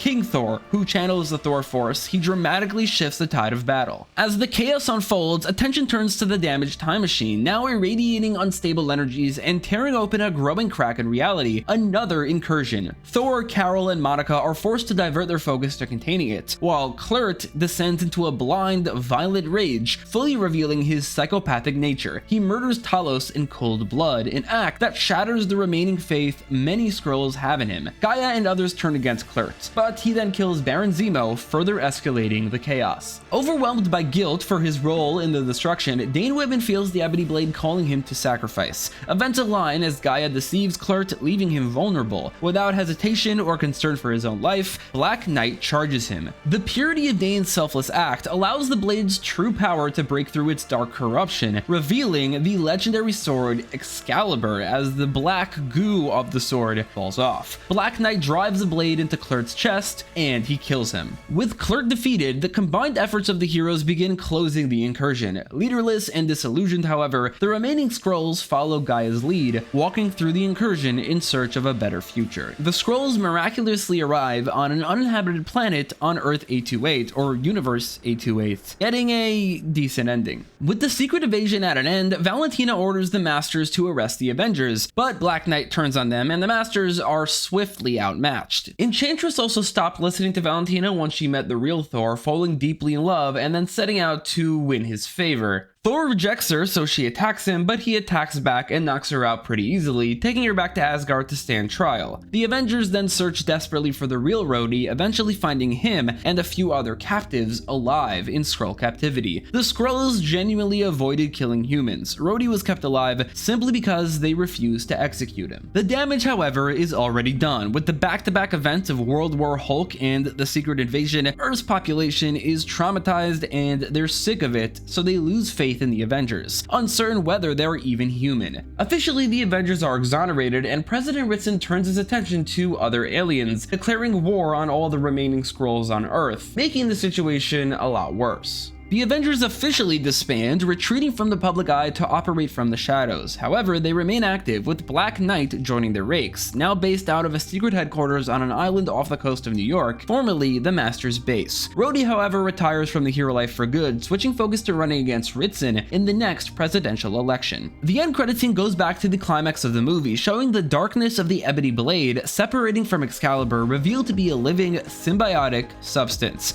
It attaches itself to Captain America, following back to New York before then detaching. A second end credit scene reveals that the incursion has triggered a chain reaction across the multiverse of an endless amount of incursions. This then leads into Marvel unveiling the name of this saga. It's not the Multiverse Saga, I think that name is a bit too generic. I would name it something more specific to Marvel, something that pops up a lot in these phases, like how the Infinity Stones popped up a lot in the Infinity Saga. This will be the Incursion Saga. In July, Spider-Man Night and Day is the street-level finale I mentioned earlier, but also it cements this trilogy as being the Day trilogy, to follow the Home trilogy. Written and directed by the same team as Brand New Day, it climaxes a long-running Kingpin storyline spanning Hawkeye, Daredevil seasons 1 and 2, and a bit of the previous Spider-Man movie. An opening montage summarizes Fisk's rise to power and his anti-vigilante task force for any newcomers who didn't watch Daredevil, which would be a lot of people who are not old enough. We don't need a gun-toting vigilante who wears a skull on his chest,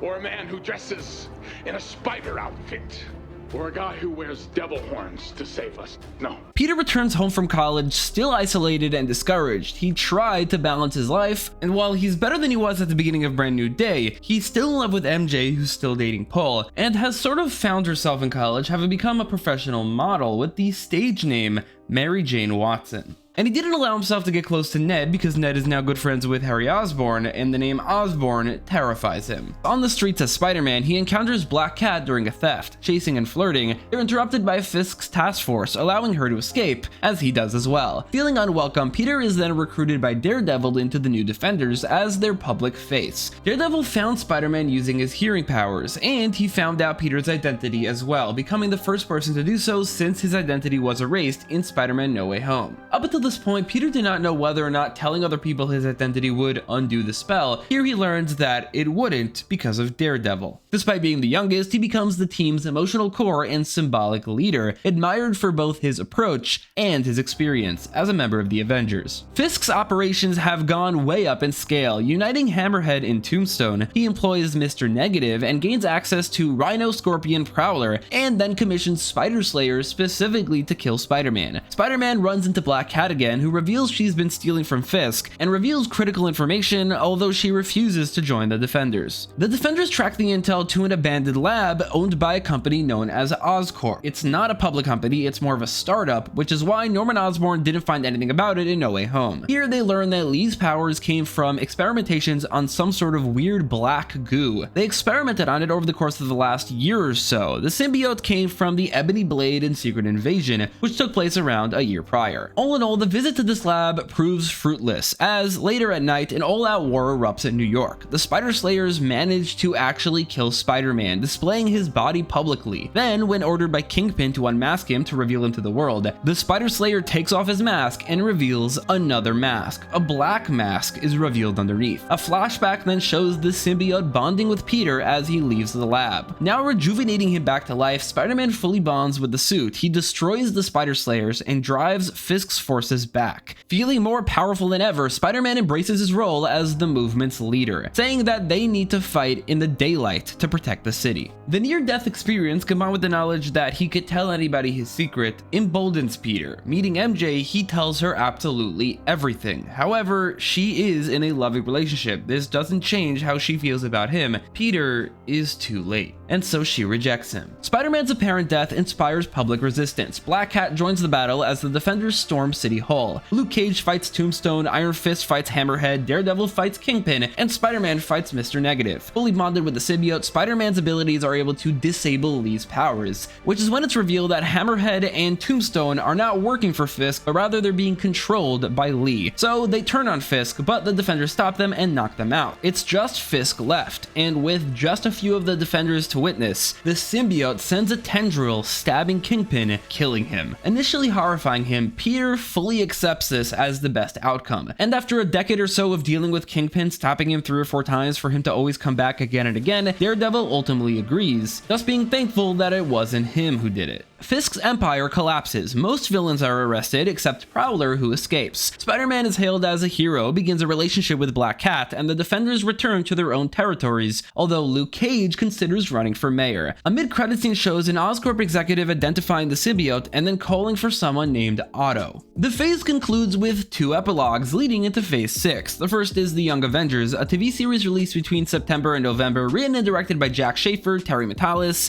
and Kate Herron. The series follows the Avengers absent from Secret Invasion, who all just so happen to have been the youngest members, but this isn't a coincidence. They were all recruited by Iron Lad, returning after a bit of a long absence in a new suit. Nate, now a key TVA agent, assembles a team including Elijah Bradley, grandson of Isaiah Bradley, debuting as Patriot. They are sent on a TVA mission across the multiverse. Beings called Molecule Men can manipulate matter and threaten entire realities. The Young Avengers must locate and eliminate them. The team visits 6 universes: cowboy-themed Earth 1872, futuristic Earth 119391, and then Earth 281, ruled by a Skrull Kree empire. The Molecule Man there is a Skrull and heavily protected, but he explodes, destroying the universe. The Young Avengers escape with Doric VIII, who was the prince of this empire, and now the only surviving member. He is known as Hulkling. Nate reveals that he recruited these people specifically because he was lonely and he wanted friends his own age. The universe hopping continues. Earth 1005 teaming with Yukio and Negasonic Teenage Warhead, Earth 96283 meeting Spider-Girl, and Earth 352, where the Molecule Man is Scarlet Witch, so Molecule Woman, from a world where Wanda and Vision had a happy marriage until Vision began dying from the deterioration of the Mind Stone. Wiccan and Quicksilver reluctantly kill this alternate version of their mother. As they do, Wiccan gets some sort of multiversal sense that their actual mother, the Scarlet Witch of Earth 19999, is actually alive. Along the way, William and Hulkling, who is now given the human name Teddy, fall in love. And then in the finale, after defeating the Scarlet Witch, Iron Lad congratulates the team as they've eliminated every Molecule Man, only for the TVA to then identify thousands more across the multiverse, revealing that their mission has only just begun. The final Phase 5 entry is the Punisher War Journal, a November special marking Frank's last hurrah. He hunts the Ganuki crime family, Bobby Carlo and their men, working his way up to the matriarch Ma Ganuki. After taking her down in spectacular fashion, Frank reunites with his old friend Curtis Hoyle and then has an emotional breakdown, finally letting go of his vengeance. He retires from crime killing to forge a new identity. And so that's Phase 5, a bit of street level, a bit of the political side of things, and a bit of the multiverse, with each one having its own 2026 finale. But it's also the Incursion Saga equivalent to Phase 2 in the Infinity Saga, meaning it's the transitional phase. Not as much is wrapped up. A lot of things that are set up by this phase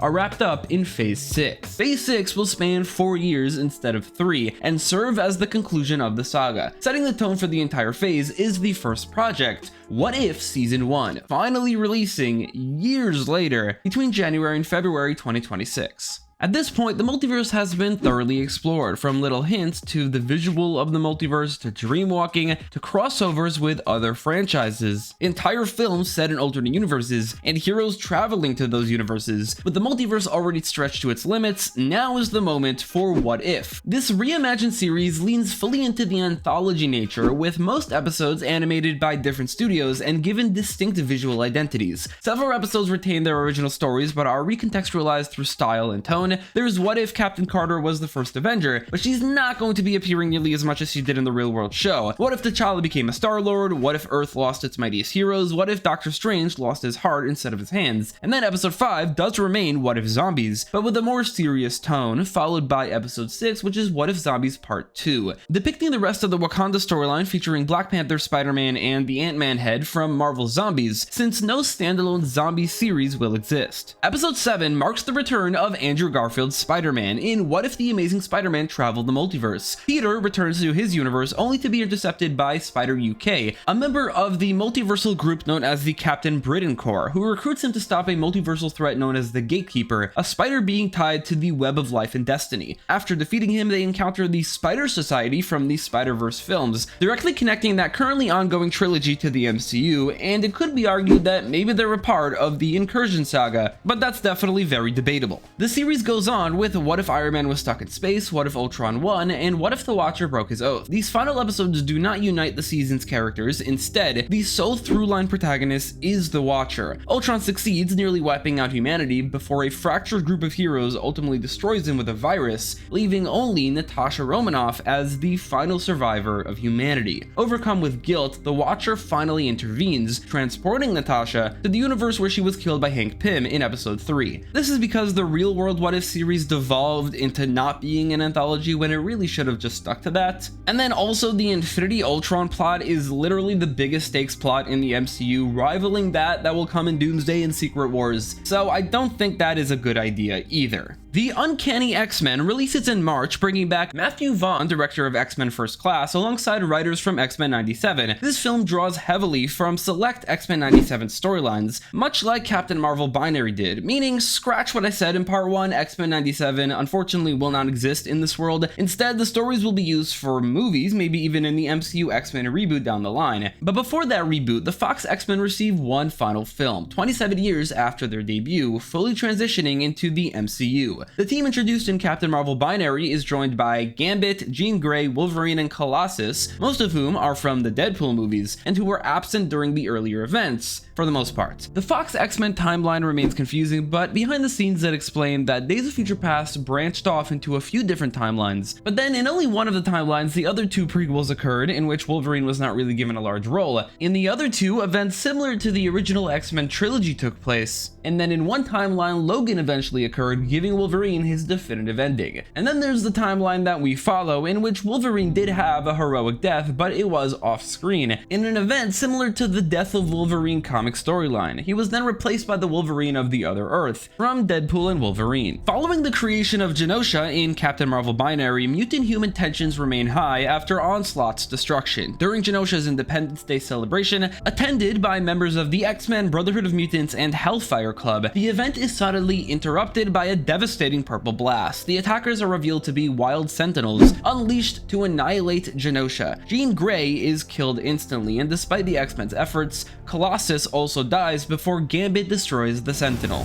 The X-Men track the attack to Bolivar Trask, now elderly, only to discover that he is not responsible. The true culprit is Sebastian Gilberti, aka Bastion, a living Sentinel born from the altered timeline of Days of Future Past. In 1973, Wolverine's body was unknowingly infected with future Sentinel nanobots, which later transferred to Rose Gilberti, a Weapon X scientist, and eventually to her son, Sebastian. Seeking answers, Wolverine leads the team to Deadpool because he's with Cable. Cyclops learns that Cable is his son, who was born to Scott and Jean, and in the past infected with a techno-organic virus, and they needed to send him to the future because of it. In the final battle, Cable links himself to the Sentinels, turning them against Bastion. Cable dies in the process, but this allows the X-Men to defeat Bastion. The X-Men, especially Cyclops, have sustained heavy losses, but move on for the betterment of mutant kind. Genosha lives on. But in an end credit scene taking place an unknown amount of time later, Scott Summers is approached by a cosmic being, referring to himself as the Beyonder. The X-Men will return in Avengers Doomsday. I don't know if you noticed this, but I intentionally made it so that placing Thunderbolts in the MCU in Phase 6 would be as seamless as possible, including giving these characters a few more appearances throughout. Specifically, Yelena had 3 or 4 appearances. Maybe that could mean that Thunderbolts would be more hyped and would do better, because it was a very good movie and will be imported to Avengers Doomsday, so I didn't really want to change much. However, I need to because of the changes that I did make before this. Released in May and made by the same writers and director, Thunderbolts Asterix will need to be a bit different in that US Agent, Yelena, and Ghost all already know each other, having served together as members of the US government's version of the Masters of Evil during the Secret Invasion. The opening scene from the movie deals with the Masters all being separately sent to the incinerator to be gotten rid of. In this version, that also includes Batroc the Leaper, and Taskmaster looks a lot better. However, both of them are killed. Taskmaster is killed by Ghost, and Batroc is killed by Walker. And then we meet Bob, and from there everything is exactly the same, even the end credit scene that teases the Fantastic Four in a scene from Avengers Doomsday. It just so happens that the Fantastic Four movie releasing between these two is the third, not the first. The new Avengers were formed not because the post-Endgame Avengers never assembled, canceled because obviously they did, but since the Avengers officially disbanded while acting in secret. So officially there are no Avengers, and now there are. But of course, the new Avengers will return in Avengers Doomsday. As established in part 1, with Doctor Doom positioned as the saga's ultimate villain, Marvel's first family, his arch-enemies, are given a full trilogy, concluding with the Fantastic Four Into the Negative Zone, released in July and closing out Matt Shakman's trilogy with the same writers. The film is set 4 years after the first movie's ending, meaning the Fantastic Four have been active for 9 years, and Franklin Richards is now 4 years old. Following earlier events, the Illuminati remains stranded on Earth 828, with Reed Richards now one of their members. He theorizes that the Negative Zone, an alternate dimension capable of linking worlds, is preventing the Illuminati's return and blocking America Chavez's powers, as well as Doctor Strange's dreamwalking, due to Earth 828's proximity to it. Reed and Sue join the Illuminati on a journey into the Negative Zone to find them a way home. While America Chavez is powerless, so she stays behind,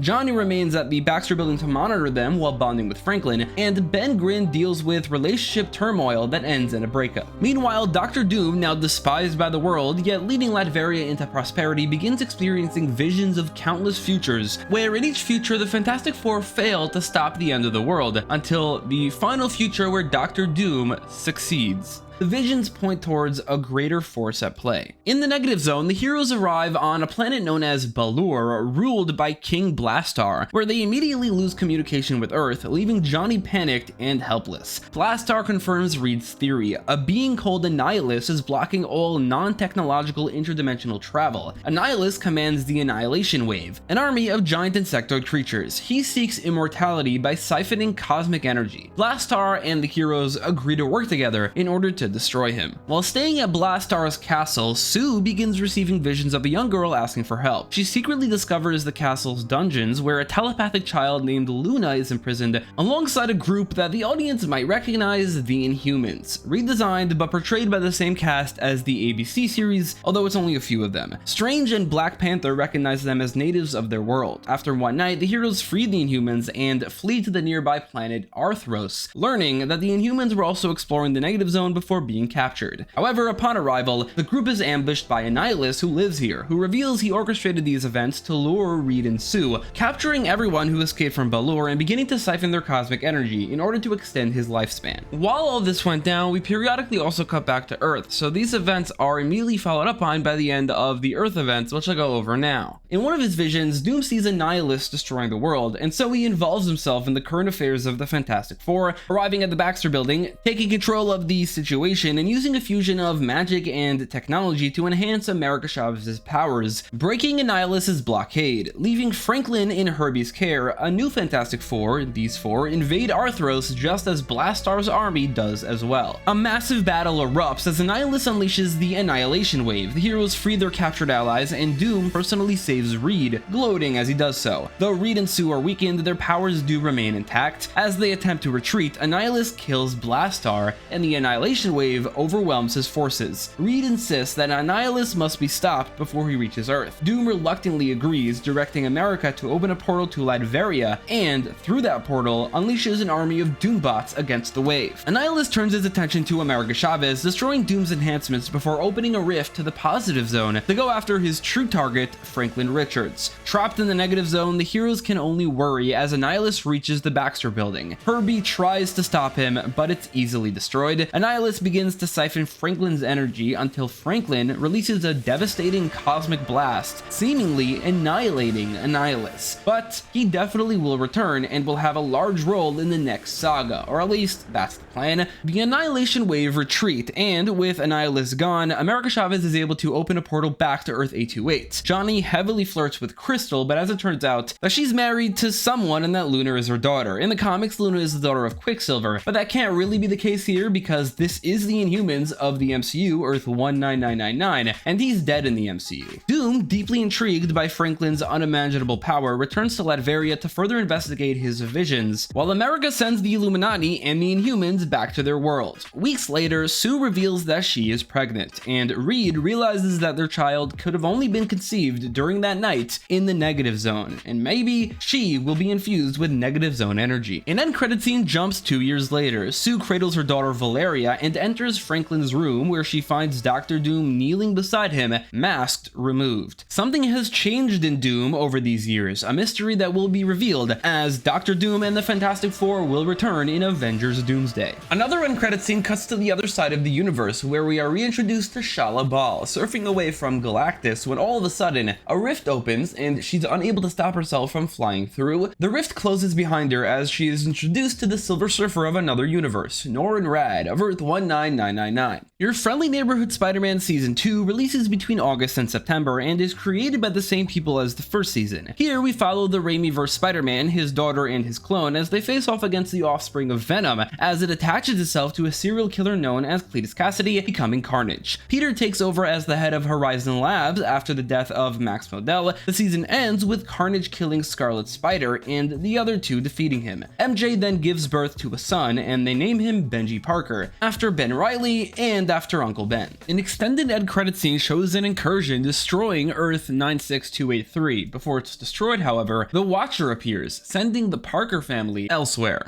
After 4 years of build-up and near constant releases, the Midnight Sun saga concludes with Midnight Suns, but unlike the rest, which were special presentations or series, this is going to be a movie. That's right, 2027 is the first year in the MCU to have 4 movies, but this is also because the last 2 years will only have 2 movies each. Releasing in October, because of course it does, the movie is written collaboratively by the creative teams behind Man-Thing, Werewolf by Night, Blade, and Moon Knight, and directed by Jordan Peele. Midnight Suns will also be the second R-rated MCU movie after Deadpool and Wolverine. While Blade ended with the Midnight Suns assembling, this reveals the team's formation was deliberately orchestrated by Man-Thing, who was set down this path by the Living Tribunal. This is shown on screen. Following the events of the Kang Dynasty, Man-Thing is instructed by the Living Tribunal to find the werewolf. Their first meeting occurs, which we see, when Man-Thing saves Jack Russell from being killed by Moon Knight, specifically the Jake Lockley version, who then escapes. Meanwhile, Robbie Reyes, also known as Ghost Rider, makes his return to the MCU, being contacted by Zarathos, the spirit of vengeance and source of his abilities, who warns him of a powerful demon threatening Earth. Zarathos is revealed to be the son of Mephisto and Lilith, a demon long trapped in the Dark Dimension, with Dormammu being relatively recently destroyed. With these events taking place right after the Kang Dynasty, Lilith escapes and seeks to reclaim the underworld from her ex-husband. Ghost Rider then arrives in Madripoor just as the Midnight Suns have united, which we saw in Blade. Lilith unleashes demons to possess those with supernatural powers, building an army. She takes control of Khonshu, turning Moon Knight against the team, but Moon Knight eventually breaks free when Jake relinquishes control and the other personas return. The Midnight Suns regroup and bond, traveling to Mephisto's realm to meet both him and Zarathos. As they travel Hell, Jack Russell and Elsa Bloodstone become a couple and the team generally bond. The story culminates in a final battle in Hell where Zarathos reveals he engineered the conflict to force his parents to kill each other so that he could rule Hell himself. When the Midnight Suns begin opposing him, he strips Robbie of his powers and then fights them. Zarathos is held off long enough for Robbie to merge with him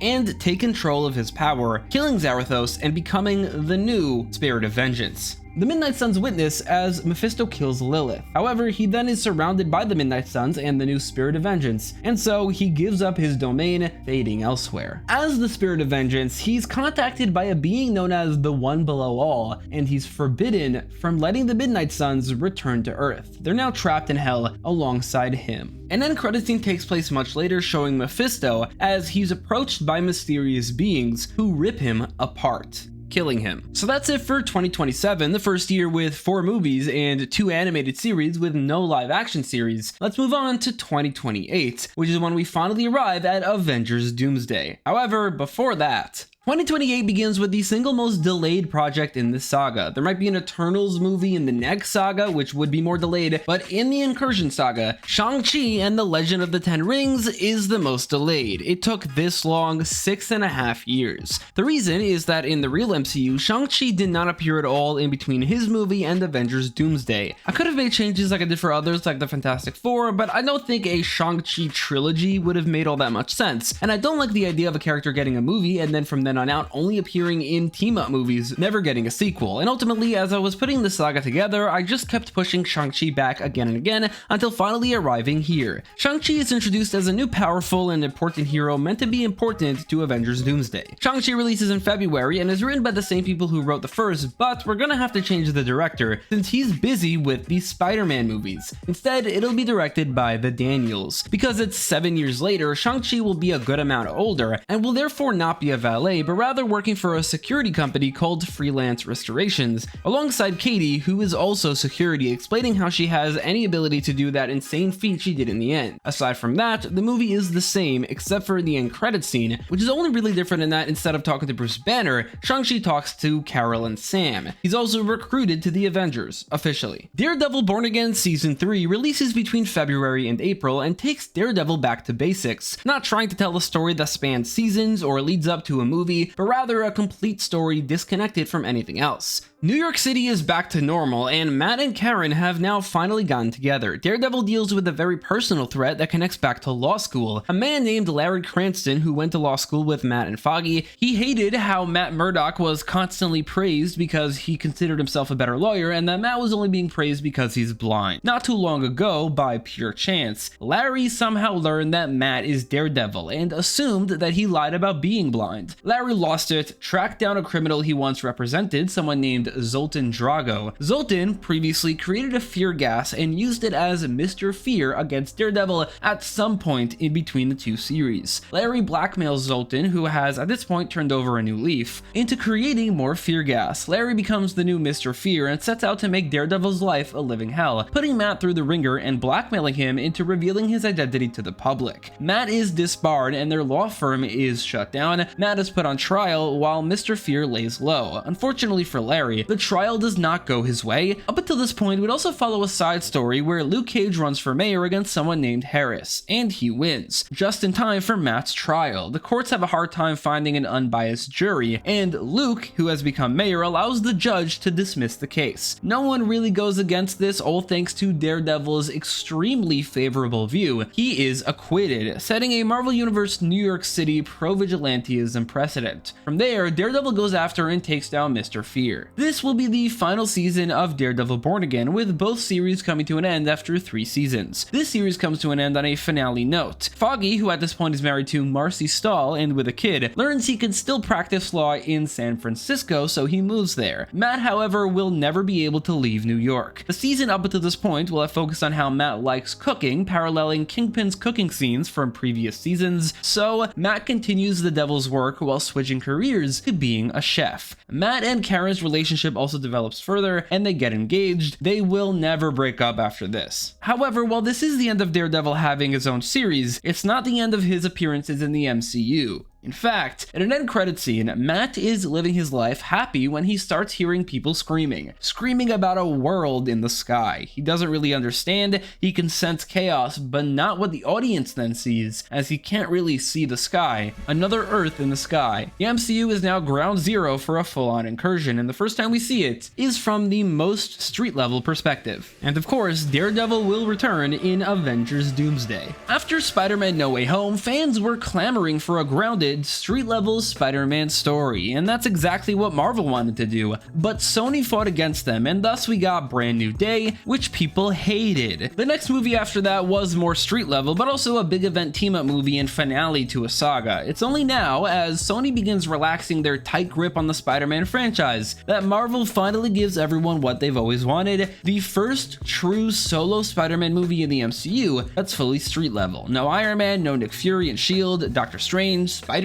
Hulk, or New Defenders. It's just Spider-Man in his darkest day. Spider-Man Darkest Day concludes the Day trilogy, which is also the Destin Daniel Cretton trilogy, with the writers also returning. As of the making of this movie, Tom Holland's future in the MCU beyond the saga was uncertain because his contract after the saga would be up. He might sign on to more, but they don't know if he will. So, during development, Darkest Day is written as a definitive finale, bringing Spider-Man's story full circle. The film opens in 2015 using advanced de-aging 2028 technology to follow a 14-year-old Peter Parker being driven to school by Uncle Ben. Elsewhere in New York, a privately funded scientific startup, Oscorp, conducts radical research under Norman Osborn. Focus shifts to lead scientist Otto Octavius, who reveals he suffers from a rare, incurable muscular dystrophy, obsessed with spiders his entire life. Otto believes their biology can cure him. With Oscorp's backing, he irradiates spiders and injects their blood into himself. However, these experiments fail catastrophically, infecting his mind and driving him unstable,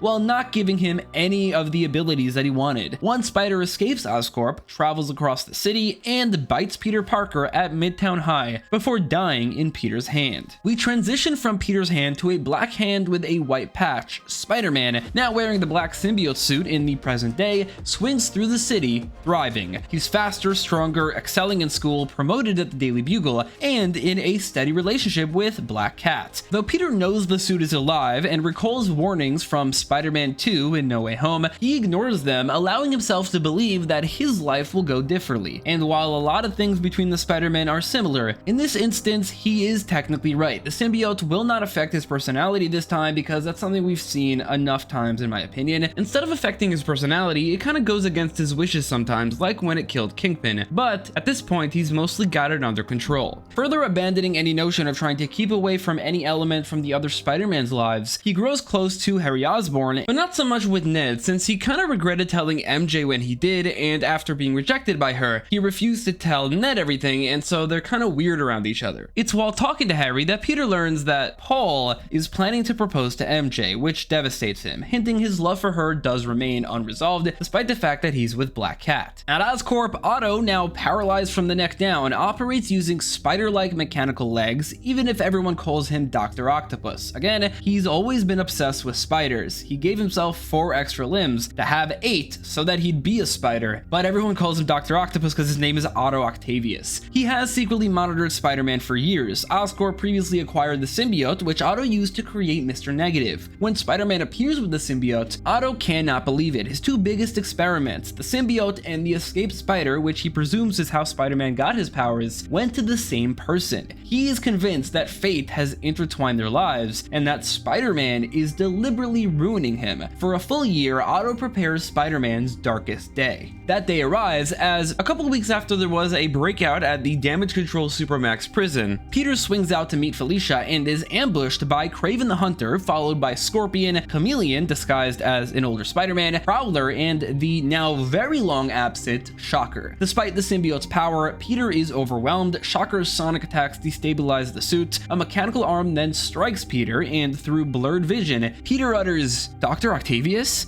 confirming Otto's belief that they are destined enemies, even if from Peter's perspective, they've never met. He just knows him as his alternate universe counterpart. The Sinister Six is born, Spider-Man is captured and taken to their base as Black Cat, injured by Peter's absence, leaves, maybe even heartbroken. Otto forbids unmasking Spider-Man and places both of them into a machine. As Paul proposes to MJ, Otto swaps their minds. Otto awakens in Peter's powerful body, finally with the abilities of a spider. He has, in his perspective, accomplished his lifelong dream of becoming Spider-Man even before Spider-Man even debuted. Peter, on the other hand, wakes trapped in Otto's dying body. Otto shuts off life support and Peter dies, as MJ rejects Paul and ends their relationship. See, in this version, and this was always the plan, Paul is just a guy who MJ rebounded to but never truly loved. Peter is her true love, and unlike the comics, well, let's just say, live-action superheroes tend to have actual endings, they're not endless. Otto immediately masters the symbiote, redesigns the suit, and declares himself the superior Spider-Man. He immediately turns on the villains, trying to fulfill Spider-Man's goal. However, he does it in what he considers to be a superior way, brutally killing the Shocker and Scorpion while the rest manage to escape. This isn't the actual Sinister Six, or rather that's not the point of this movie. They might get to another Sinister Six down the line, but for now the point of the Sinister Six was simply to get Spider-Man into this place. Over the next year, Otto hunts criminals mercilessly, killing villains like Boomerang, Tarantula, and Vermin. He pushes MJ and Felicia away because of a lack of interest in women in general, mistreats Harry, graduates college, and launches Parker Industries. It appears he's won, and is winning, for a very long time. But Peter's subconscious still exists within Otto's mind, and it grows stronger, manifesting through visions of Uncle Ben, who forces Peter to confront his guilt and pain. It's here that we see more of Peter's original origin story and Uncle Ben's death, and then a montage shows him being snapped, Aunt May's death, being forgotten by the world, rejected by MJ, and finally murdered. Ben, who is his own subconscious, reminds him of all the lives he's saved, the world, the people of New York, the friendly neighborhood, and the love that he still holds, the people who love him, the people that surround him, and ultimately Ben reminds him of his great power and great responsibility. Dr. Octopus does not understand responsibility, so he doesn't deserve that power. Meanwhile, a personification of the symbiote acts as the devil on Peter's shoulder, telling him to stay down. Ultimately, Uncle Ben wins. Reignited, Peter fights back. Otto begins to lose control while swinging. Black Cat follows him to get answers, while Peter forces them to a church, where, as Black Cat watches, Peter rings the bell to tear off the symbiote. Not just symbolic of him getting rid of Otto, Otto's consciousness actually remains in the symbiote. So as Peter regains control, the symbiote escapes. He explains everything to Felicia, who then kisses him in relief, and both of them in that moment realize that their love is real. He returns to his life, discovering Parker Industries, an unintended good that Otto left behind. But for the most part, Otto did make a mess of his personal life while also taking away a year from his life. So this is the second time in his life that he's lost time, and the second time that his personal life has been messed up by some sort of event. The symbiote finds Otto's grave and revives him. A new black suit Spider-Man breaks out of the grave before swinging away and arriving at a place where Otto stashed away hidden tech as a backup plan.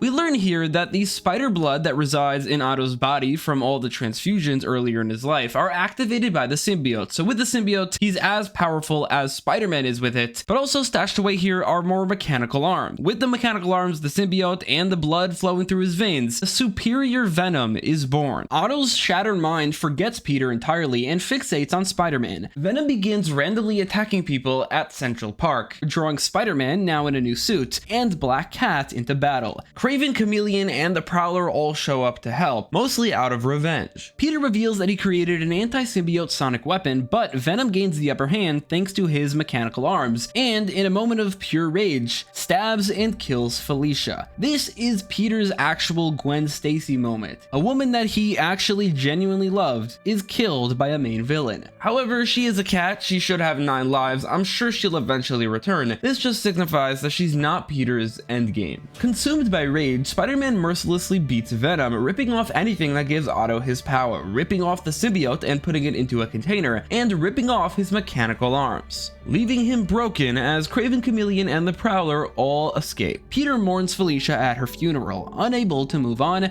back home, he collapses until MJ knocks. She refuses to leave, confronting her friend as he cries. Comic readers will recognize that moment as being from the night Gwen Stacy died and being the catalyst for the Spider-Man and MJ relationship. The film ends with Harry Osborn visiting his comatose father while Oscorp sends him off to some sort of operation, something highly experimental, setting the stage for what comes next if the world survives long enough. An end credit scene jumps an unidentified amount of time into the future, showing a scene from Avengers Doomsday. Peter and MJ are together, but he's swept away to action when New York becomes ground zero for another Earth coming crashing in. As he swings away, they tell each other that they love each other. Spider-Man will return in Avengers Doomsday. What if Season 2 releases between August and September and continues exploring the Marvel Multiverse in another 10 episodes? Episode 1, what if Nebula joined the Nova Corps? Episode 2, what if Iron Man never mentored Spider-Man? An episode version of the real world Your Friendly Neighborhood Spider-Man, where he's recruited by Norman and becomes the Oscorp-sponsored Spider-Man. Episode 3, what if Black Panther traveled to the past, replacing Eyes of Wakanda, and showcases the Queen Black Panther of the 24th century, returning to 1896 during the first Italo-Ethiopian War to stop a vibranium axe from being retrieved. She fails, and the world is then overrun by vibranium tech. Episode 4, what if Thor was a frog, which is just simply an animal world. Episode 5, what if Peter Quill was brought to Ego, which is unchanged. Episode 6, what if Zombies Returned, which tells the present-day story of Marvel Zombies, focusing on Kamala Khan. Episode 7, what if the Amazing Spider-Man traveled the Spider-Verse, which is an honest-to-goodness triple crossover between the MCU and both Amazing Spider-Man and Spider-Man Spider-Verse movies. Peter leads a ragtag group of spiders to take down Morlun, a spider totem vampire traveling the multiverse killing Spider-Man. This episode ends on a cliffhanger. Episode 8, what if Bucky became Captain America? In this world, Sam Wilson was killed by Thanos, and so Bucky reluctantly became Captain America. Because of this, World War Hulk went very differently, becoming a legitimate apocalypse. However, in the end, they do manage to destroy the Hulk. Finally, the two-part finale, episode 9 and 10, are What If the Other Half Was Snapped, parts 1 and 2. In this version of Endgame, the heroes kill Thanos but never invent time travel. Instead, they help put the pieces back together and humanity goes on, but it'll never go back to the way it was. There will be a third season that takes place before Avengers Doomsday and directly helps set up Secret Wars. And finally, we've arrived, the entire basis for this whole series, Avengers Doomsday. Now, as of right now, I don't actually know what Doomsday will be about. I know it'll involve the Avengers, the new Avengers, the Fox X-Men, the Fantastic Four, Steve Rogers returning, Robert Downey Jr. as Dr. Doom for whatever reason, and leading into Secret Wars. So using that information in tandem with what my version of the MCU looked like up until this point, Marvel Studios presents Avengers Doomsday. Releasing in December, it was set up until this point, and will be even larger than the real-world movie, because the Incursion SAGA was larger than the Multiverse SAGA. Written by Michael Waldron and Stephen McFeely, and directed by the Russo brothers, Doomsday includes many different factions. It's a huge movie, but the main character, like Infinity War with Thanos, is Dr. Doom. The first act is structured in a way, while we are introduced to each faction and where they are now, we also revolve around a single conversation. Before we arrive at that conversation, however, we see the multiverse as endless incursions occur, and then we cut to Earth 1999 in 1950. We meet Steve Rogers as he comes home to his wife Peggy and his son Ian. Steve's unique time travel adventure with the Time Stone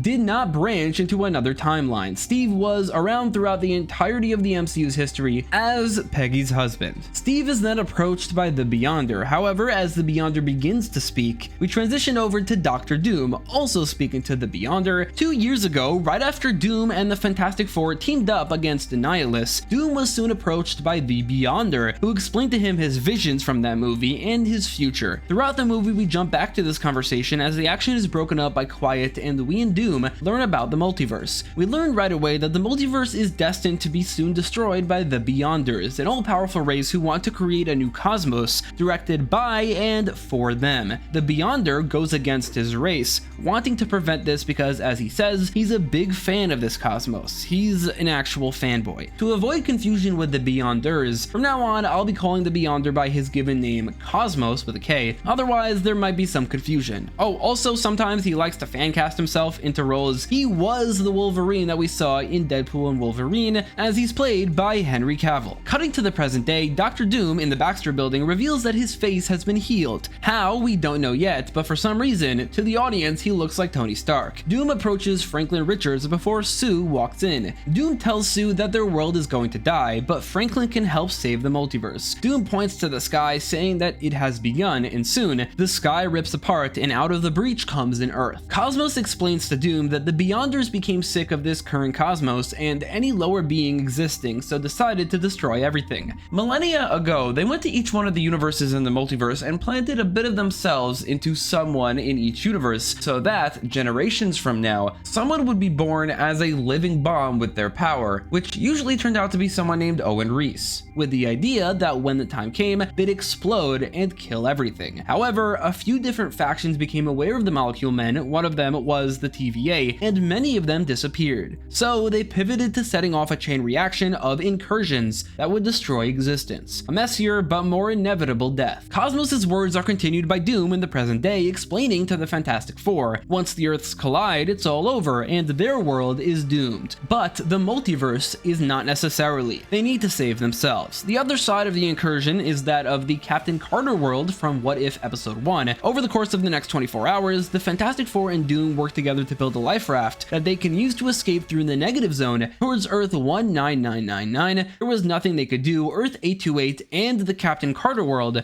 both are eradicated. In Earth 1999, the Avengers, now joined by Hercules, hold a meeting on Avengers Island, as they then get a visual of a spaceship entering their atmosphere. The new Avengers get the same visual from Avengers Tower, and Carol and Monica fly up to meet them. However, President James Ritson has a strict no alien policy, though he gives a quick go-ahead to attack this UFO. This is a life raft without weaponry, so it's destroyed and the heroes fall to Earth. Sue saves herself and her kids with her powers, and everyone else is generally durable enough and are saved by the Avengers and brought to Avengers Island. However, in the chaos, Doom mysteriously disappears. The new Avengers want to get involved, so they head to Avengers Island as well, as Avengers Island is not exactly a well-kept secret. Meanwhile, we go to the end of time and follow Wiccan, Quicksilver, and Hulkling separated from the other Young Avengers. This comes right after the ending of Young Avengers, where Wiccan got a sense that his mother is alive. Turns out she's not. This was a trap, and they are all hooked up to machines that begin draining their power. Back on Earth, the Fantastic Four warn the Avengers about the coming incursion and call for the help of the Illuminati. The Avengers do not recognize this name, but when they list the members, the Avengers say that they all went missing years ago. However, there is a Black Panther. In Wakanda, Shuri leaves her castle having been told about this by the Avengers. She calls their allies King Atuma of the Talokans and Sorcerer Supreme Wong. Their missing leaders might have just been found.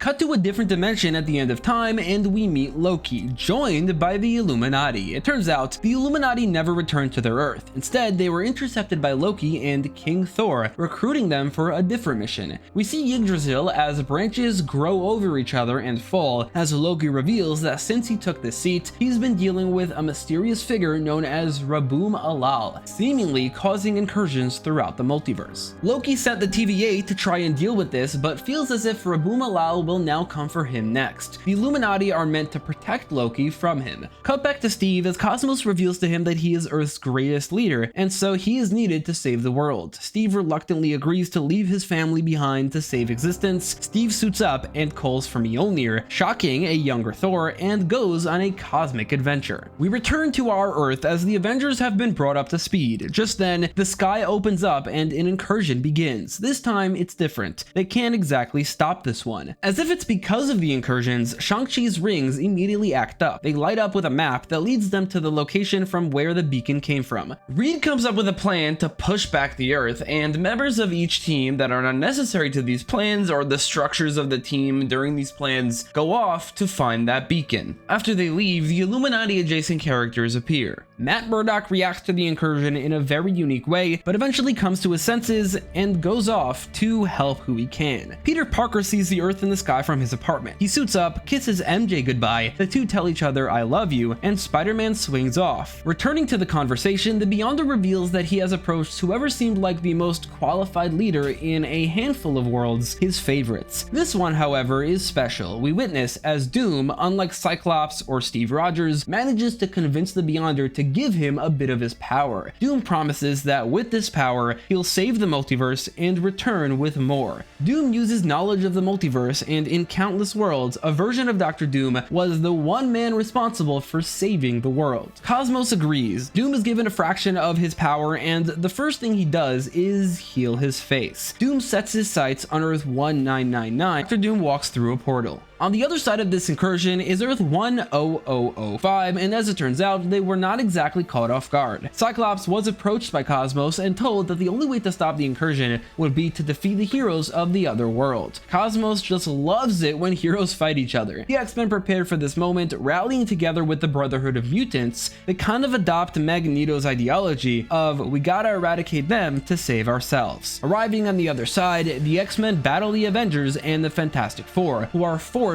to change their goal, while Cosmos watches in delight, even getting a little bit excited when Daredevil and Spider-Man show up. At the same time, Deadpool, seeing the writing on the wall, literally not with the X-Men, calls in the TVA. He's saved by the Young Avengers, and both he and the audience learn of how many worlds are left, only a few hundred. We even see a few more incursions, including those from What If and a few old Marvel movies. Arriving at the end of time, Dr. Doom is surprised to find the Young Avengers there. He laid traps for anybody who would come, but wasn't responsible for luring them there. However, he takes the opportunity to drain their powers. Doom ascends towards Loki and a grand battle begins. Doom takes on the Illuminati by himself in an epic battle. A big focus of the battle is how taken aback everyone is that this Raboom Alal, who the Illuminati do recognize as Dr. Doom, looks like Tony Stark. Thor tries to protect an alternate version of his dead brother from an alternate version of his dead friend. We follow the past Doctor Doom as he uses his Beyonder power to return 10,000 years into the past. He accesses the Nexus of all realities and finds a place in this dimension called the Library of Worlds, where he becomes a god to its people known as Rabum Alal, which in their language means the Great Destroyer, starting a religion out of powerful interdimensional beings known as the Black Swans, with the task of scouring the multiverse for any and all molecule men to round them up. Doom then creates a key to this library, the 10 Rings, and sends them out to Earth 19999 to be found by early civilizations. Steve Rogers tracks down the Living Tribunal, who points him towards the Builders, who are revealed to be the beings who created the multiverse and essentially the opposites of the Beyonders, working directly for someone they call the One Above All, also revealing that the Beyonders work for the One Below All, essentially God and Satan.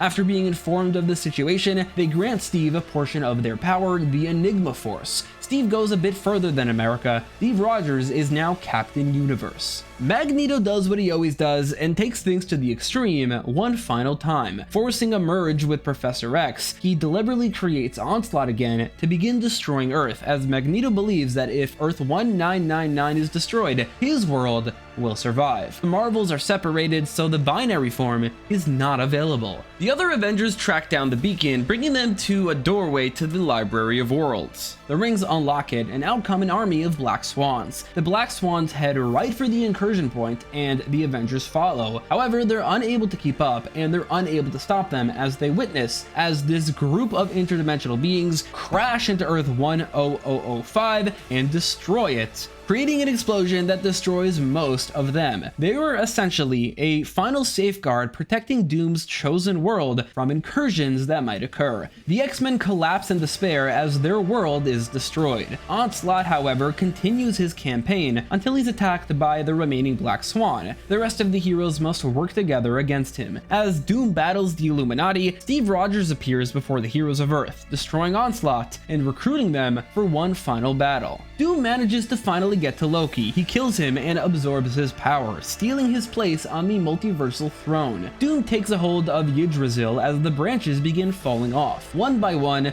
the universes die until there are only a few timelines left. Throughout the entirety of the multiverse, this was the only incursion that was prevented, and so Earth 1999 will be the final world. Doom takes his seat as the savior of existence and quickly changes it, surrounded by his castle and the surrounding area. In comes Cosmos. Cosmos congratulates him and tries to take his power back, but Doom refuses. Doom tells Cosmos that he was right. Only he can save the multiverse. With the incursions coming to an end, the Beyonders are coming for Earth. With the combined power of what he was given by Cosmos, the power he stole from Loki, and what he drained from the Young Avengers, Doom blasts Cosmos with a blast powerful enough to destroy him. Doom receives the rest of his power. But then Captain Universe arrives with an army of heroes. Doom smiles, saying, "Good, you're all here." The heroes are joined by an army of TVA agents that include the Young Avengers and Deadpool. Off-screen, Spider-Man and Daredevil were joined by the New Defenders. The Illuminati regroup and join, loved ones reunite, old friends see each other again, and finally, the Sentry awakens.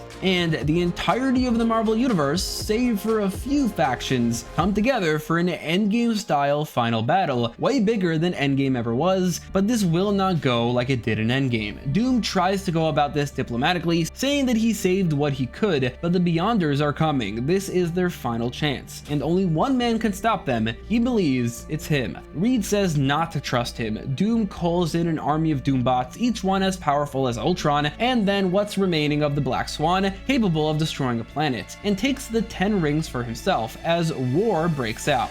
The more powerful heroes like Captain Universe, the Sentry, and King Thor take on Doom, while everyone else fights the rest. A few characters of lesser note are killed, but Doom gets the sense that time is running out, and so he gets away from Steve, Thor, and Sentry just long enough to kill someone who has frustratingly survived, Yelena Belova, doing so for the express purpose of unleashing the Void. And this is exactly what happens. The Void is unleashed, enveloping everything. Doom walks right past all the worst moments in his life, the first of which shows his birth and his mother telling his father that she's changed her mind, she wants to keep him. Finally, after walking past everything else, he locates Bob. The other new Avengers already arrived, and they try to stop him, but Doom slaughters all of them.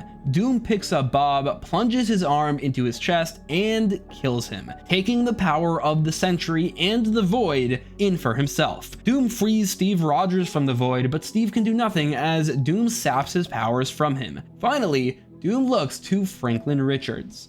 Doom walks up to the now 6-year-old and says he's sorry, but as he sees his face, he's reminded of the 6-year-old Reed, who he sees as his absolute worst enemy and the bane of his existence. A huge smirk develops on Doom's face, and he unleashes Reed from the Void, allowing him to watch as he absorbs Franklin's cosmic energy into himself. As everyone else is surrounded by the Void, he's then approached by the Beyonders. The Beyonders reveal that they killed Eternity, the Living Tribunal, and any other cosmic entity who opposed them. They even capture Death and will destroy her once this is all over. Doom, nevertheless, stands before them with conviction, convincing them to allow him to see Earth once more. They oblige out of respect for their powerful foe. This, however, was a trick. Doom looks at the Beyonders and says, "Welcome to Latveria," as the Earth explodes and Doom teleports back to his castle. It turns out the Black Swan rounded up thousands of Molecule Men from across the multiverse and placed them at Earth 1999. This Molecule Man explosion kills the Beyonders, but destroys Earth. Earth being destroyed begins killing the final universe, but Doom uses his power to bring it back together, stitching pieces of land imperfectly and replacing what was completely destroyed, either now or by Onslaught, with the setting of the final battle and planets from across the universe until Earth is whole again, but different. However, he did this just in time before the universe was completely destroyed, meaning only this world is left. There's literally nothing else in all of existence, not even the rest of the universe. Returning to his castle, Doom passes by the Void, stands before his throne, and lets out a blast of energy that covers the Earth. He's now alone in his castle as he scattered everyone else across Latveria. He takes his seat on the throne with nothing and no one left to threaten all of existence, and Doom as the rightful supreme leader of everything. He is God. He is Emperor Doom. He is Radum Alal, the great savior. But next to Doom at all times is an irregular shadow, a small pocket of the Void that the camera focuses on, and we begin hearing screaming. In this pocket of the Void lies one man, Reed Richards. Dr. Doom will return in Avengers Secret Wars. But okay, why does Doom look like Tony Stark? Why did he choose Earth 1999 and not his own world?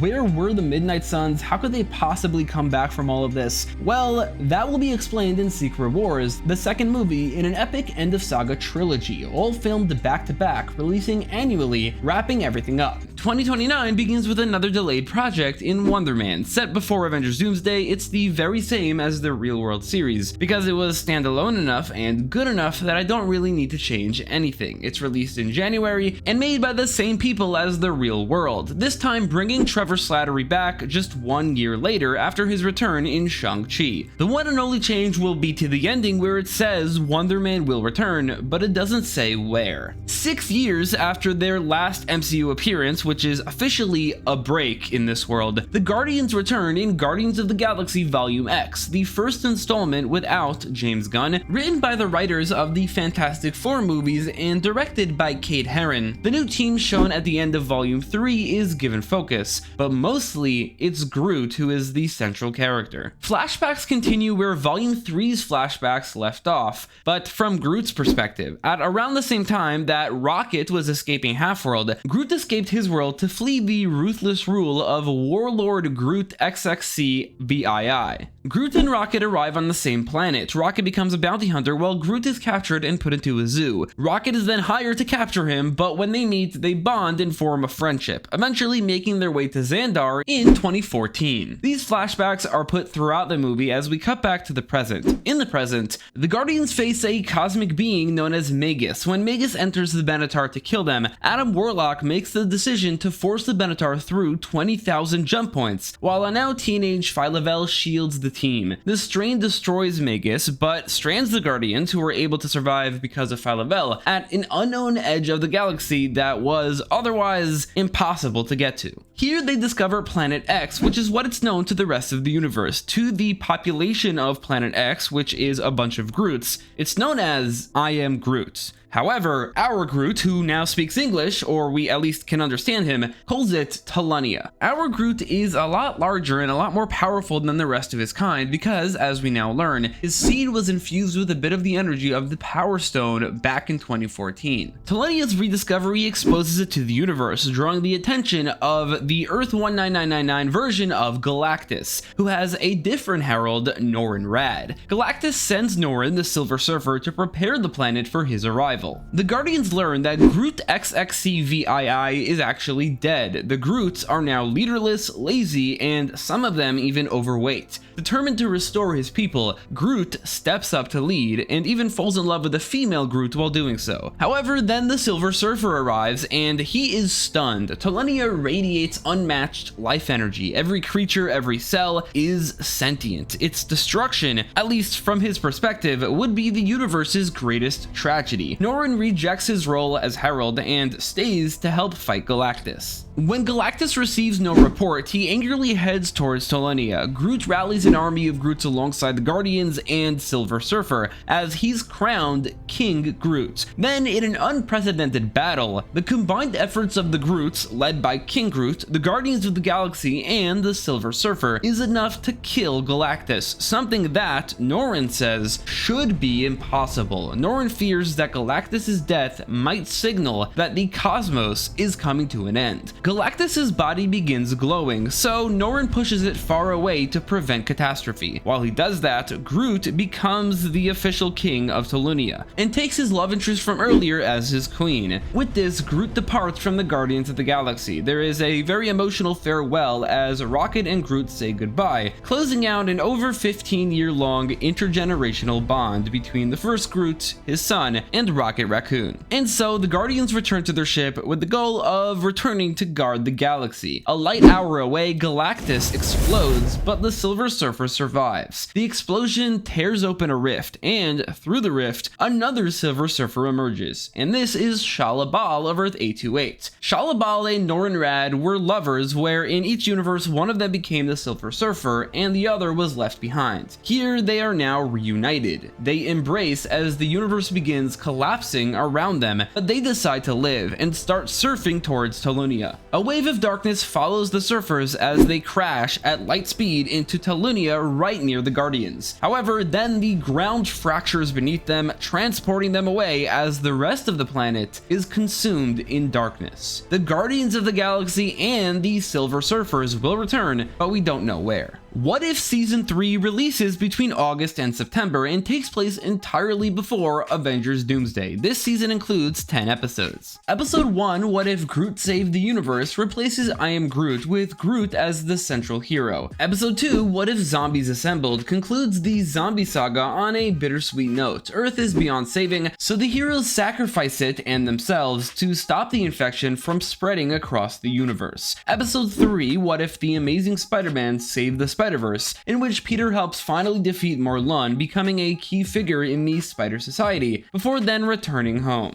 Episode 4 is What If Captain America Got the Symbiote, a what if on Avengers Secret Invasion, in which the symbiote never leaves Sam Wilson, creating a black suit Captain America, way more powerful than Captain America is. After he tears it off, it bonds with John Walker, who in this version never experienced Thunderbolts, and so he becomes Venom, eventually killing Sam. This one has a tragic ending. Episode 5, What If the Spider Bit Someone Else, showing the spider biting Cindy Moon, a classmate of Peter's, instead of him, and she becomes Silk. Episode 6 is What If Steve Rogers Became the Red Skull, in which the super soldier serum disfigures and drives Steve insane. He then kills Schmidt and becomes the new Red Skull, taking over Hydra. The United States creates the Human Torch to stop him, which they successfully do. Episode 7 is What If the X-Men Fought in the Battle of New York. In this world, Loki kills the Avengers, but this is also a world where the X-Men exist. They step up, led by Storm, who receives Mjolnir after Thor's death. They defeat Loki and his invasion, but it's teased that Thanos is coming. Episode 8 is What If 1602. This one does not have Captain Carter, but the twist remains: Steve struck the time stone, which caused this mangled reality. Episode 9 is What If the Multiverse Was Destroyed. The series catches up to the MCU's present. It becomes serialized as the Watcher witnesses incursions happening rapidly from his non-linear perspective. This episode focuses primarily on the Watcher trying to stop an incursion between the Earth lost its mightiest heroes world and the other half was snapped world.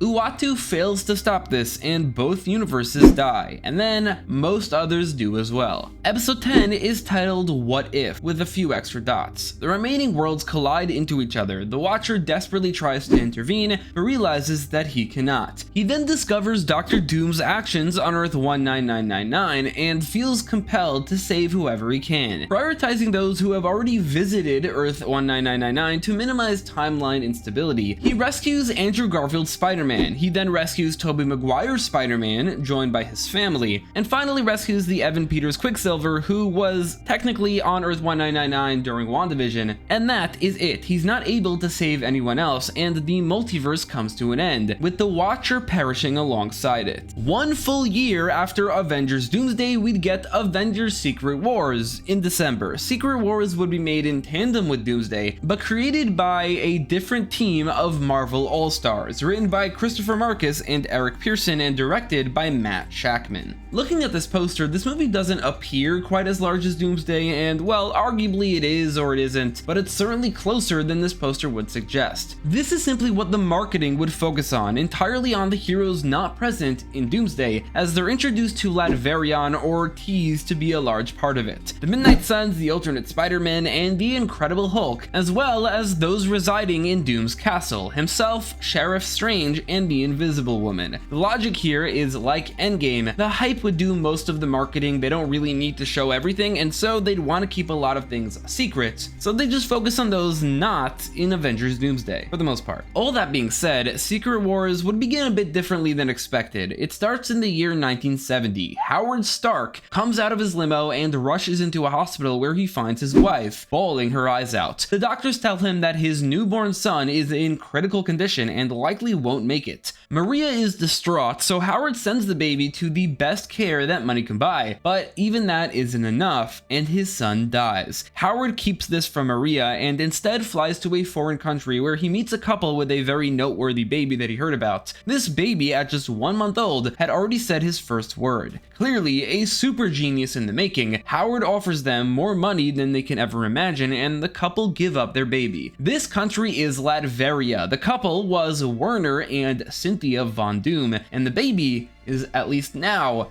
Anthony Edward Stark. Howard returns home and tells Maria that they did it. They saved the baby. So Maria has no idea. She thinks that this is her son. But Howard knows. This is Earth 19999, 58 years before it was transformed by an alternate universe counterpart of this baby into Latverion. Now, I could acknowledge that this reveal would probably piss a lot of people off, because this means that Tony Stark this entire time was not actually a Tony Stark, but a Dr. Doom counterpart. The idea being that arguably the single greatest Tony Stark in the multiverse was actually a Victor Von Doom, which actually helps his case as to his own greatness.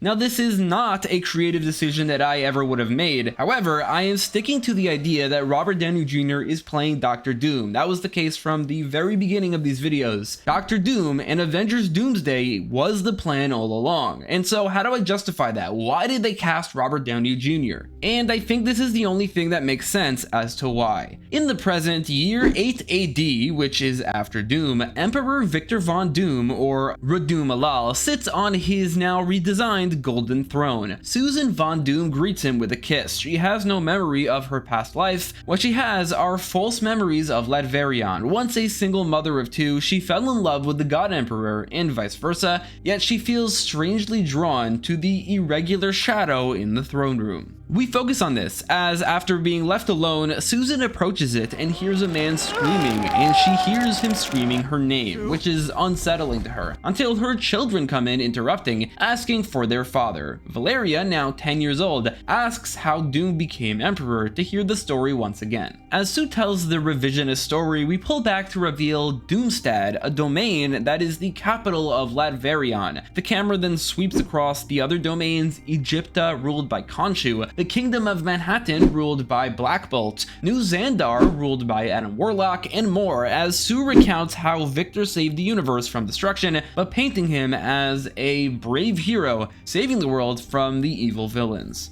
Elsewhere in the castle, Sheriff Strange informs Doom of a mysterious object discovered in the Badlands, another one of the domains, sealed off by the Shield, a massive wall resembling the Thing that separates it from the rest of Latverion. Doom dispatches his enforcers, the Thor Corps, with the lower ranked members being ordinary people armed with Mjolnirs and Stormbreakers, led by Eric Masterson. As they investigate, Doom grows frustrated that he no longer feels omniscient, suspecting that it's probably because of Latverion's rewritten timeline remaining unwritten. In the Badlands, the Thors uncover a life raft. When they open it, a man emerges, the Maker. He massacres them and advances towards the Shield. The first domino of Doom's utopia has fallen, fittingly, at the hands of another Reed Richards. As for how the Maker did this, it was completely off screen through his multiversal machinations. We then learn that Latverion is actually not the only thing left in existence. It's one of 3 remaining dimensions: Latverion,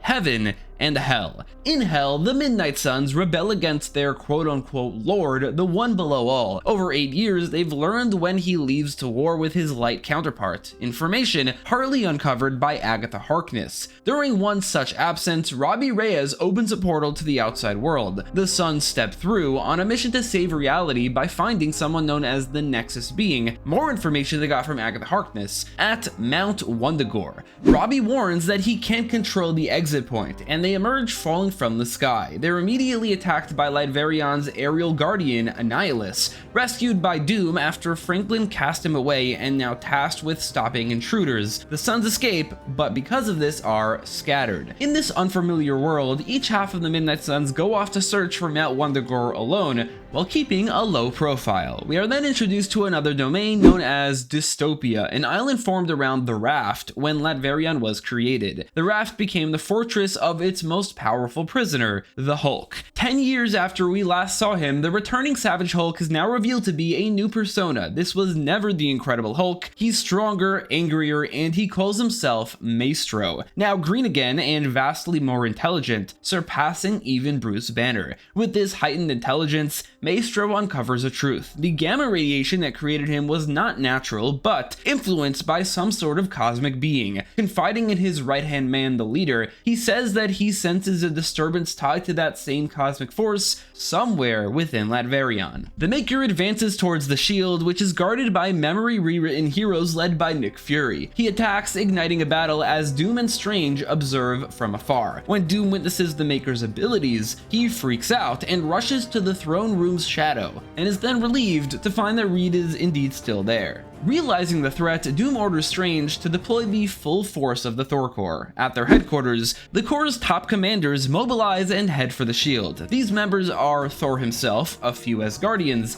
and a few other heroes who were close to being worthy in the real world, and so were chosen for the Thor Corps. The Suns reach the nearest domain, learning about God Emperor Doom along the way. They arrive in Taloconda, a desert realm ruled by King Namor and his wife, Queen Shuri, and ask about Wundagore, only to be told it does not exist. They attempt to rally the rulers against Doom, but are swiftly silenced by the Loyalists. A fight breaks out, and the trio are overwhelmed and imprisoned. Meanwhile, the Midnights arrive at Spider Island, ruled by Baron Spider-Man and the Spider Family. Their arrival triggers Peter and Mayday's spider senses. They know that they are needed, but Peter tells Mayday to stay behind to protect the island while he escorts the Midnights to Taloconlun to continue their quest. Elsewhere, the Maker kills Gambit before the Thor Corps subdue him, only for Nightcrawler to teleport him away. The Midnights reach Taloconlun, ruled by the Mandarin, otherwise known as Shang-Chi, and his 10 rings. He was returned the 10 rings by Doom. He no longer needed them, so he thought Shang-Chi should have them. With Baron Spider-Man securing an audience, Shang-Chi tests the newcomers, win 2 of 3 battles, and they'll be granted passage to Wundagore. In Taloconda, the Suns are rescued by somebody not loyal to Doom, Azari, who is now 19 years old and a member of the Resistance. He takes them to Newtopia, where they are headquartered. Its members are heroes whose rebellious spirits resisted Doom's programming. Though they lack memories of their past lives, they sense that something is definitely wrong. The Sons and the Maker join their ranks. The Resistance is led by the Amazing Spider-Man, Wolverine, and a 50-year-old man named Nomad. This is James Rogers, grandson of Steve Rogers. Steve himself is missing.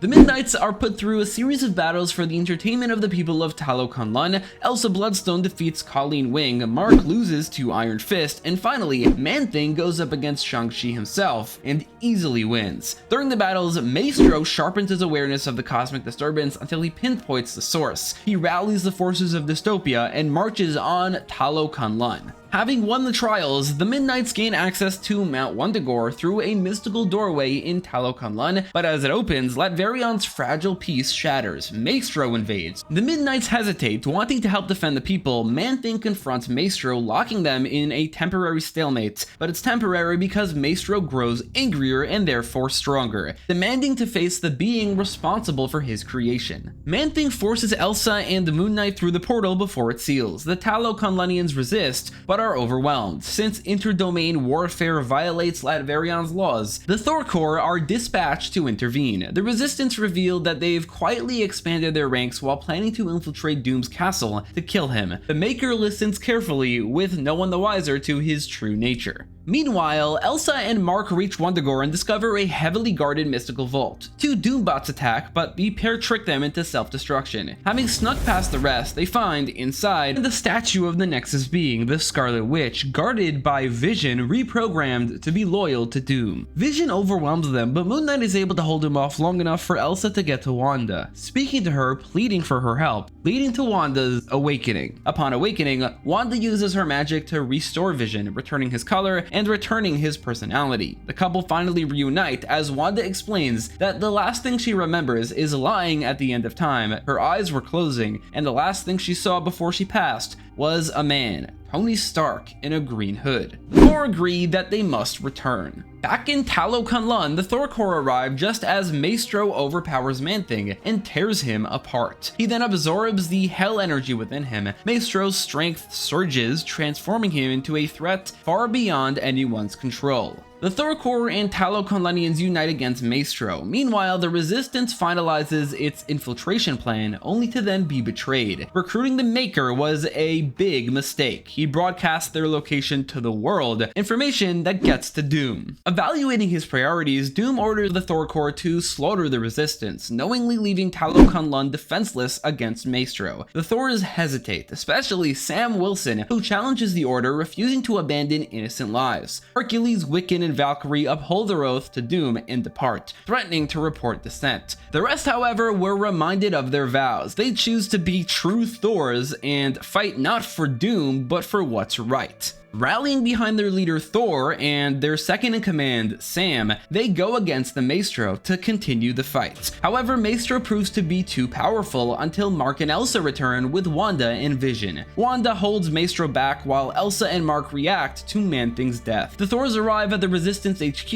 and attack. The Maker escapes in the chaos and a fight breaks out. Latverion is now a full-on battle world. Doom is incredibly frustrated by this. The piece he held together for so long has fallen apart in a relative instant. The Resistance hold their own against the Thors, overwhelming them even. Doom sends Sheriff Strange after them to join. Meanwhile, Wanda is able to use her magic to enter Maestro's mind while the battle wages on off-screen. We see the Hulk's broken mind, which resembles the Raft. Bruce Banner and the Hulk are locked behind bars, while Maestro has control. Meanwhile, the Resistance overwhelms Doom's forces. It's revealed that whenever Doom appeared busy, he was secretly meeting with a hidden ally, the Molecule Man. Doom's body cannot physically contain his stolen power. He requires a conduit, a higher being capable of sustaining it. We'd learned that he kept one Molecule Man, the Molecule Man of Earth 19999, who he groomed from birth to be his ally. And now for the first time, Doom leaves his castle. Seizing the moment, Sue enters the void. The story cuts between Doom marching to battle, Sue navigating the void, Franklin and Valeria following her against her wishes, and Wanda entering Maestro's fractured mind, bringing in Moon Knight. Moon Knight connects with Hulk through shared dissociative identity disorder, but Bruce Banner alone isn't strong enough. In the void, Sue finds Reed mentally shattered, forced to relive her death endlessly for the last 8 years. However, the love they have for each other and the love they have for their children transcends even the cosmic forces, and Reed is able to break free of the Void's grip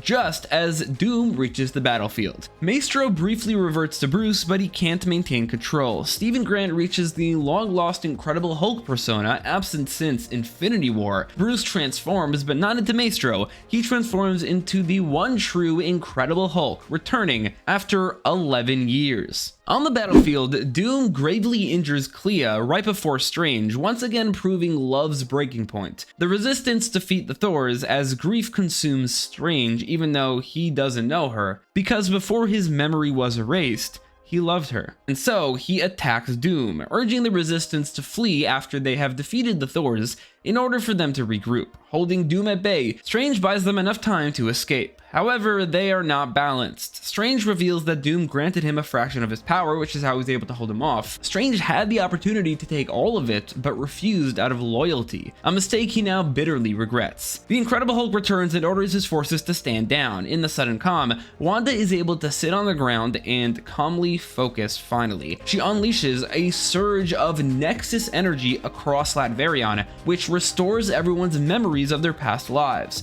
The wave distracts Doom just long enough for Strange to escape as well, to wherever the Resistance went. Doom returns to his castle to find it empty, the Shadow and his family gone, only the Molecule Man remains, and Doom kinda needs his permission to revert everything back because the Molecule Man is who really holds the power. Molecule Man, however, refuses, saying that he's been extremely bored for the last 8 years, something is finally happening, and he wants to see it play out. Doom screams in fury as we cut to Spider Island, now the Resistance's new headquarters, and we meet the new united forces of the Resistance, now spearheaded by Reed Richards. Back on his throne, consumed by anger, Doom is then approached by the Maker. In desperation, Doom does the unthinkable. He strikes a deal with a Reed Richards. The film began with Tony Stark and ends with him as well. Tony, content in the afterlife, is approached by the One Above All, who tells him he is vital for the future of all existence.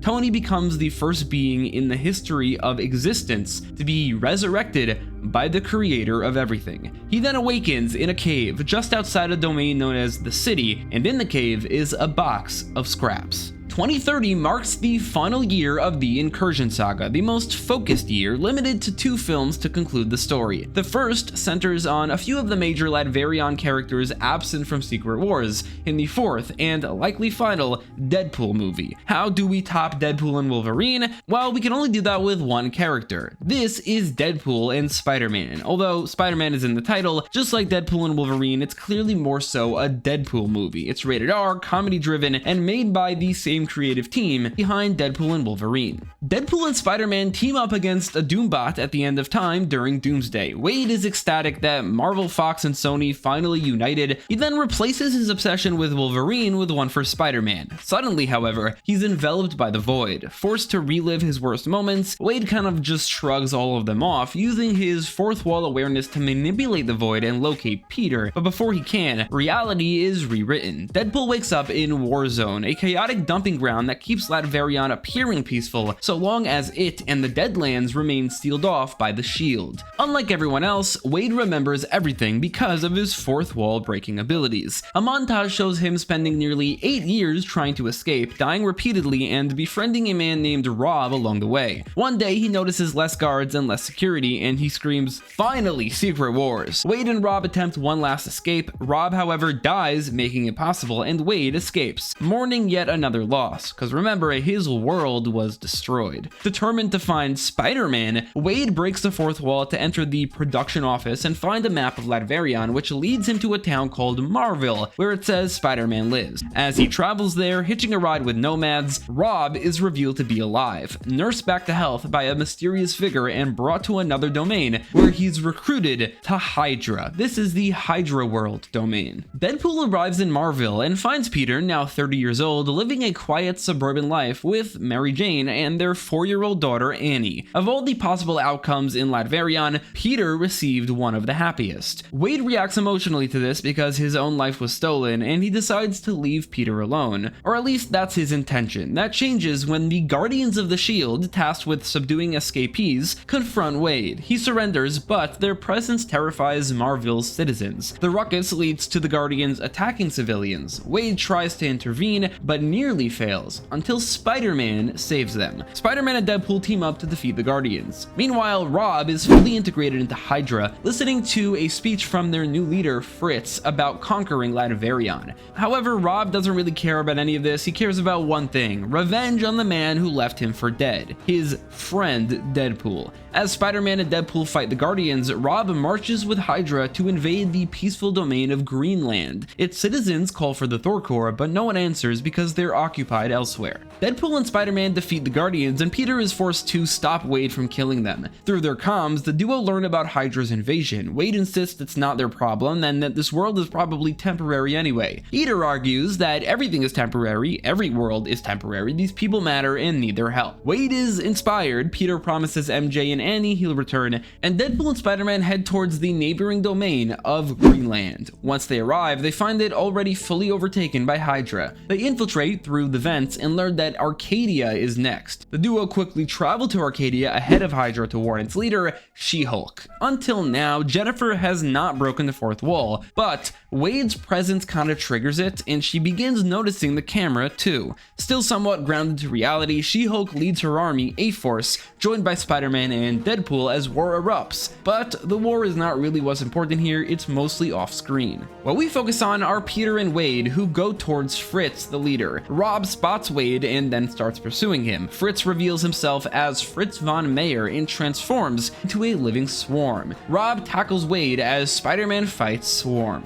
Wade is stunned that Rob is alive, and he's joined Hydra? What is going on? But then it hits him. Oh, he's Hydra Bob. But then, like, why did they name him Rob and not Bob? And then he comes to the conclusion that it's probably because they just wanted to avoid confusion with Bob from the Thunderbolts. Wade starts to call him Bob, and he convinces him that he's changed. He's been inspired by Spider-Man. As Swarm nearly kills Peter, Bob relents, distracting Swarm long enough for Spider-Man to launch Wade into him. Wade stabs Fritz in the Swarm's core, killing him, but Swarm fatally wounded Bob first, and he dies in Wade's arms. And Wade is forced to mourn his friend again. Off-screen, A-Force defeated the remaining Hydra forces, and the day is saved. And then a red energy wave sweeps across Latveria, and everyone suddenly remembers their past lives. Arcadia is alerted that members of the Resistance are approaching to recruit them, but first Peter says that he needs to go home, with Deadpool accompanying him. Wade waits outside as Peter tells MJ and Annie that he's gonna go off to join the Resistance, but instead of staying behind, MJ insists that the family remain together. The Parkers leave Marvel united. And Deadpool and the Parker family will return in Avengers Beyond. And here we are. Everything comes to a head in the final project in the Incursion SAGA and the conclusion to the Secret Wars trilogy, Avengers Beyond, named after the final issue of Secret Wars. It's directed by the Russo brothers and written by Michael Waldron and Stephen McFeely, just like Doomsday. Avengers Beyond opens with narration from the Watcher in his very ever first ponderance. He didn't think what if, he thought,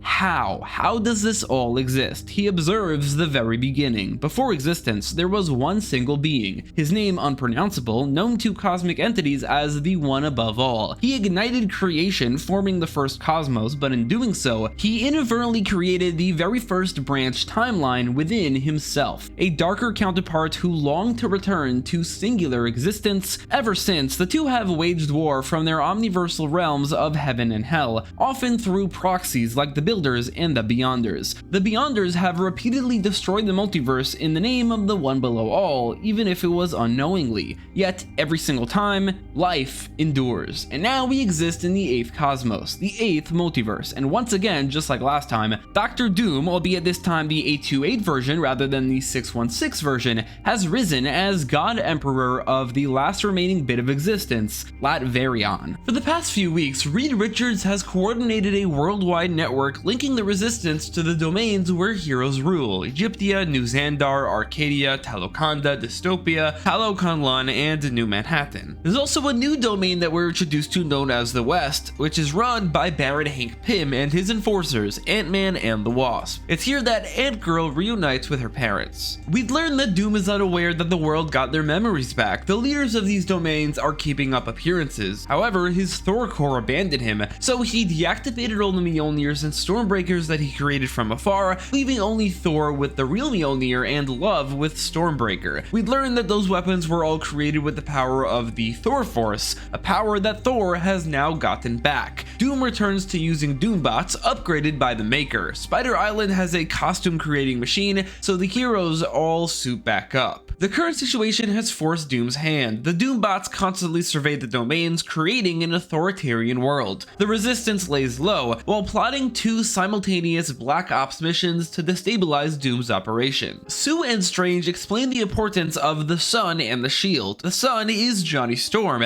recreated by Doom to give warmth and light to an otherwise cold, dark world. The Shield, meanwhile, is the Thing, turned into a wall to keep out the unwieldy. The Shield also blocked Wanda's spell, so the people on or behind the Shield do not remember. They also explain about Doom's secret, that he'd always go into a secret room before making a big decision, although they don't know what's in that room because they've never been inside of it. Reed explains the missions as we meet the teams, while the camera also cuts to Tony Stark building something in a cave. Team 1, led by Black Panther, are meant to go to the Shield. It's here that T'Challa has an emotional reunion with his son Azari, who is now grown up. Team 2 is led by Captain Marvel, meant to go to the Sun. Everyone else are meant to reignite Latveria into a battle world, all while Reed coordinates from the HQ. The groups embark on their missions while the heroes across Latveria begin attacking Doombots, and Thor and Captain America lead the charge of the Resistance's army, laying siege to Doomsday. Doomsday is guarded by Annihilus, Galactus, and Onslaught, who battle the heroes to a standstill. Tony Stark completes his work, a new suit, his most powerful yet, built from Uru, the metal that Mjolnir and the Infinity Gauntlet were made out of. Tony steps out of the cave and sees that he's next to a large city. He gets the sense that he needs to go in there, and so he does. The city is like the Badlands and the Warzone behind the Shield, and therefore unaffected by Wanda's Nexus blast. Tony finds a city that is similar to Hollywood, run by Trevor Slattery. Trevor sends his top enforcer, the Wonder Man, after Tony. They fight and Iron Man wins, and then Tony convinces Simon that his life is a lie. The world needs to be set right. It's here that Tony discovers why he was sent here. Simon tells him about the city's neighbor, Forest Hills, and its ruler, Baron Rescue. Team 1 arrives at the Shield, where they are met by the combined forces of the Guardians of the Shield. Wanda tries to make them remember, but they're protected by the Shield. The others hold them off, while Spider-Man, Scarlet Witch, and Nomad enter the Badlands. Peter's spider sense overwhelms him, pushing him into the Badlands. He disappears, but Nomad runs after him, leaving Wanda alone with the Shield. Wanda uses her power to its fullest extent, pushing the Nexus energy throughout the entirety of the Shield, awakening it. The Shield breaks off from the ground, and as we see, is a man, the Thing, a gigantic version of him, who remembers his life, gets up, and begins marching towards the battle. The other heroes fall off of him, but now remember their lives as well. Wanda opens a portal for all of them to join the battle, except for Ben, who can't fit, but he walks there. Tony and Simon arrive at Forest Hills, where Tony reunites with his wife Pepper, aka Baron Rescue, and her daughter and heir Morgan Stark, now 17 years old, as well as James Rhodes. Tony arrives just in time as the Shield falls and the Starks remember their past lives. They then have an emotional reunion, and Pepper reveals the reason her domain was put behind the Shield. Its main purpose was to hold its main prisoner, known to the people of Forest Hills as the Winged Man. Team 2 arrives at the Sun, where Wanda's blast did not reach, and finds it guarded by the 2 Silver Surfers. They battle, but Sue is able to talk to Johnny, connecting to their familial connection, causing him to calm down his abilities, reverting to the regular Human Torch. We cut to all the other storylines as the light of the world turns off. Latveria still has its own own internal light and warmth source, it's just way lighter. Johnny and the other heroes then push the Silver Surfers to the ground, causing all three to be hit by the Nexus energy, remembering everything. They then all fly towards Doomsday. Peter and James arrive at the very end of the Badlands, where they find a temple resembling Nidavellir. Going inside, they find what the shield was blocking others from getting to. The reason the Badlands were behind the shield, Peter cannot believe his eyes. Tony finds the winged man, Steve Rogers, imprisoned. They let him out as Steve begins explaining, as we see the Thing arrive at the battlefield, taking Annihilus on one-on-one, that Doom was unable to take all of his Enigma Force power, so he imprisoned him. Human Torch and Team 2 arrive as well, taking on Galactus by themselves. It's here that Doom finally decides to enter the battle, which is when we learn that Reed has a team of his own waiting for this. As the group leave Forest Hills, Steve further explains one final detail. He never actually returned the Infinity Stones. He couldn't. He instead hid them someplace where no one could find them. We cut back to Spider-Man as he finds the Infinity Stones. Peter removes his web shooters and parts of his costume to modify them into Infinity Stone holders, and takes it with him outside the temple, where they are met by Iron Man and Captain America, who just came over from Forest Hills. Peter and Tony reunite, and James Rogers meets his grandfather. Peter and Cap shake hands, which causes something to happen. Cap's Enigma energy reacts to Spider-Man's spider sense, and the Enigma energy transfers to Peter, turning him into the Cosmic Spider-Man. Peter uses this cosmic power to change the modified web shooters and parts of his costume into an honest-to-goodness Infinity Gauntlet, a better version without the flaws of the previous. Tony picks up the gauntlet, puts it on, and opens a portal to the battlefield. The Thing fights Annihilus, other heroes fight Onslaught and Galactus, and now Dr. Doom shows up, and in his first action, he shoots and crumbles the Thing, melts the Silver Surfers, and kills many other heroes. He's an unstoppable force, but then the immovable object appears. Spider-Man and Iron Man team up against Dr. Doom in a 2 versus 1 fair fight. Tony uses his Infinity Gauntlet to turn Doom to glass, and then Cosmic Spider-Man punches him to pieces, but Doom remakes himself. Off-screen, all the surviving heroes up until this point from the other domains show up to the siege. Steve, Sam, Cyclops, Strange, and Thor lead the charge, as then Black Bolt's scream brings the walls of Doomstead crashing down. Reed and his team arrive at Doom's garden. The team fend off Doombots, allowing Reed to enter the secret room alone. There he finds the Molecule Man, but the Molecule Man is not alone. There is also the Maker, trying to convince the Molecule Man to give him his power. The two Reed Richards battle. The Maker begins to win his battle just as Doom begins to win his. Reed realizes how much Molecule Man is enjoying himself, so he pleads to his wish for entertainment. He tells him that he and Doom are old friends, old rivals. A final battle between them would be far more interesting than between Doom and the Maker, and Owen agrees, destroying the Maker. Doom knocks Spider-Man down and begins destroying Tony's armor. As he does, he screams to Tony, calling him a pale imitation of himself, a fake, insignificant counterpart. Tony has been given the knowledge of his true parentage, but he doesn't care. He says that Maria Stark is my mother, Howard Stark is my father, and I am Tony Stark.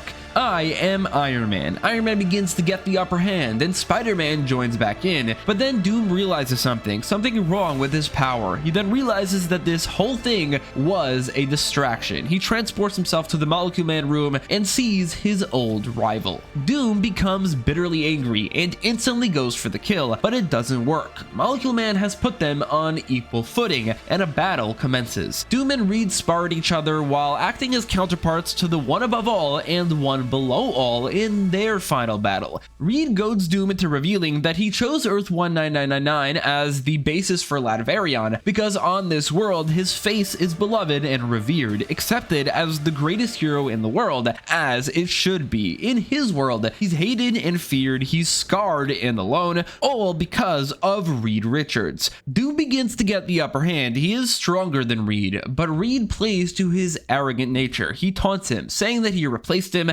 stole his family and life, but for some reason, he kept him alive. Doom claims that it was to torture him, but Reed doesn't buy it. He didn't just keep him alive, he's fully intact, he remembers his life, and Reed says that Doom kept him alive as a backup plan to fix the broken world if and when Doom messes up. Doom's anger reaches a boiling point and he succumbs to the taunts. Reed begins losing the battle, but he wins the war as he says, "I'm right, aren't I? You thought I would do a better job, didn't you?" And Doom screams, "Yes, damn you, now die," as he blasts Reed hard enough to kill him.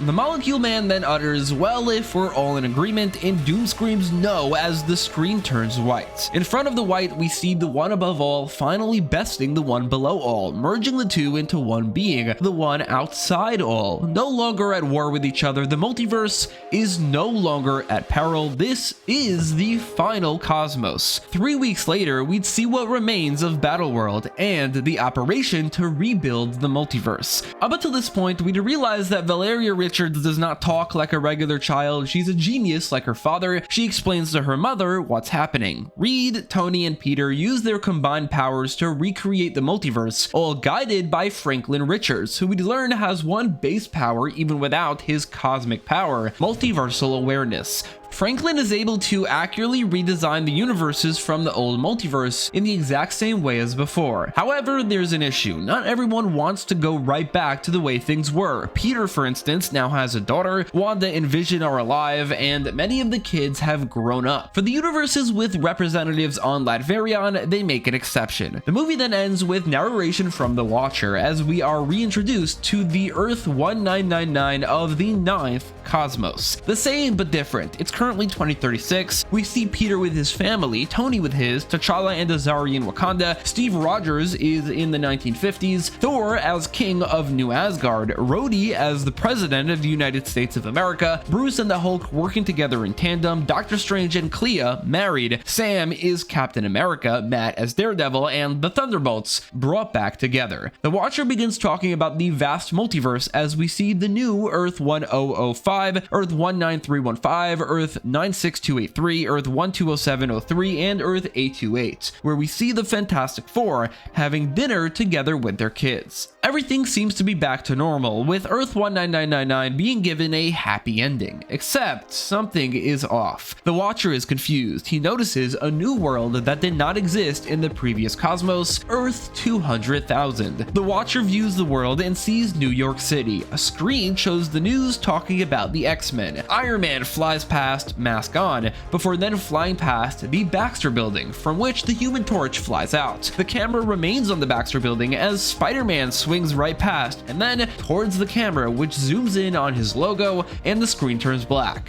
And that's the end. This is the end, not just of the Multiverse Saga, but of the Marvel Cinematic Universe as a whole. The MCU is given a happy ending of sorts as Earth 19999 is retired, and from here on out, the movies and TV shows would focus on Earth 200,000, but only Earth 200,000, a world that is similar to Earth 19999, but with elements of all the worlds represented on Latverion, like the Fantastic Four of Earth 828, but a variant of them. We didn't see any faces in that last scene by design. Earth 200,000 is essentially a hard-ish reboot. Actors might be brought back, storylines might be canon or continued. It all depends on what's possible. For instance, Tom Holland's Spider-Man got a happy ending with his family, but at the same time, Earth 200,000 Spider-Man essentially went through similar events up until Doomsday, except he might not have looked like Tom Holland. It depends on if they bring him back or not. It would be similar to the real-world DCU, where a lot of the MCU is loose canon, but essentially this is a new starting off point, designed in a way where you don't actually need to watch anything from before this, so that you have a clean break. The first movie in this new world would come out in 2032 and would be an X-Men movie reboot. This movie ends with an end credit scene showing Latveria on Earth 828. Doctor Doom wakes up in his castle, fully remembering the events of Secret Wars. He instantly touches his face. It's scarred again. He screams in agony as the movie comes to an end, as do these videos. Thanks so much for watching.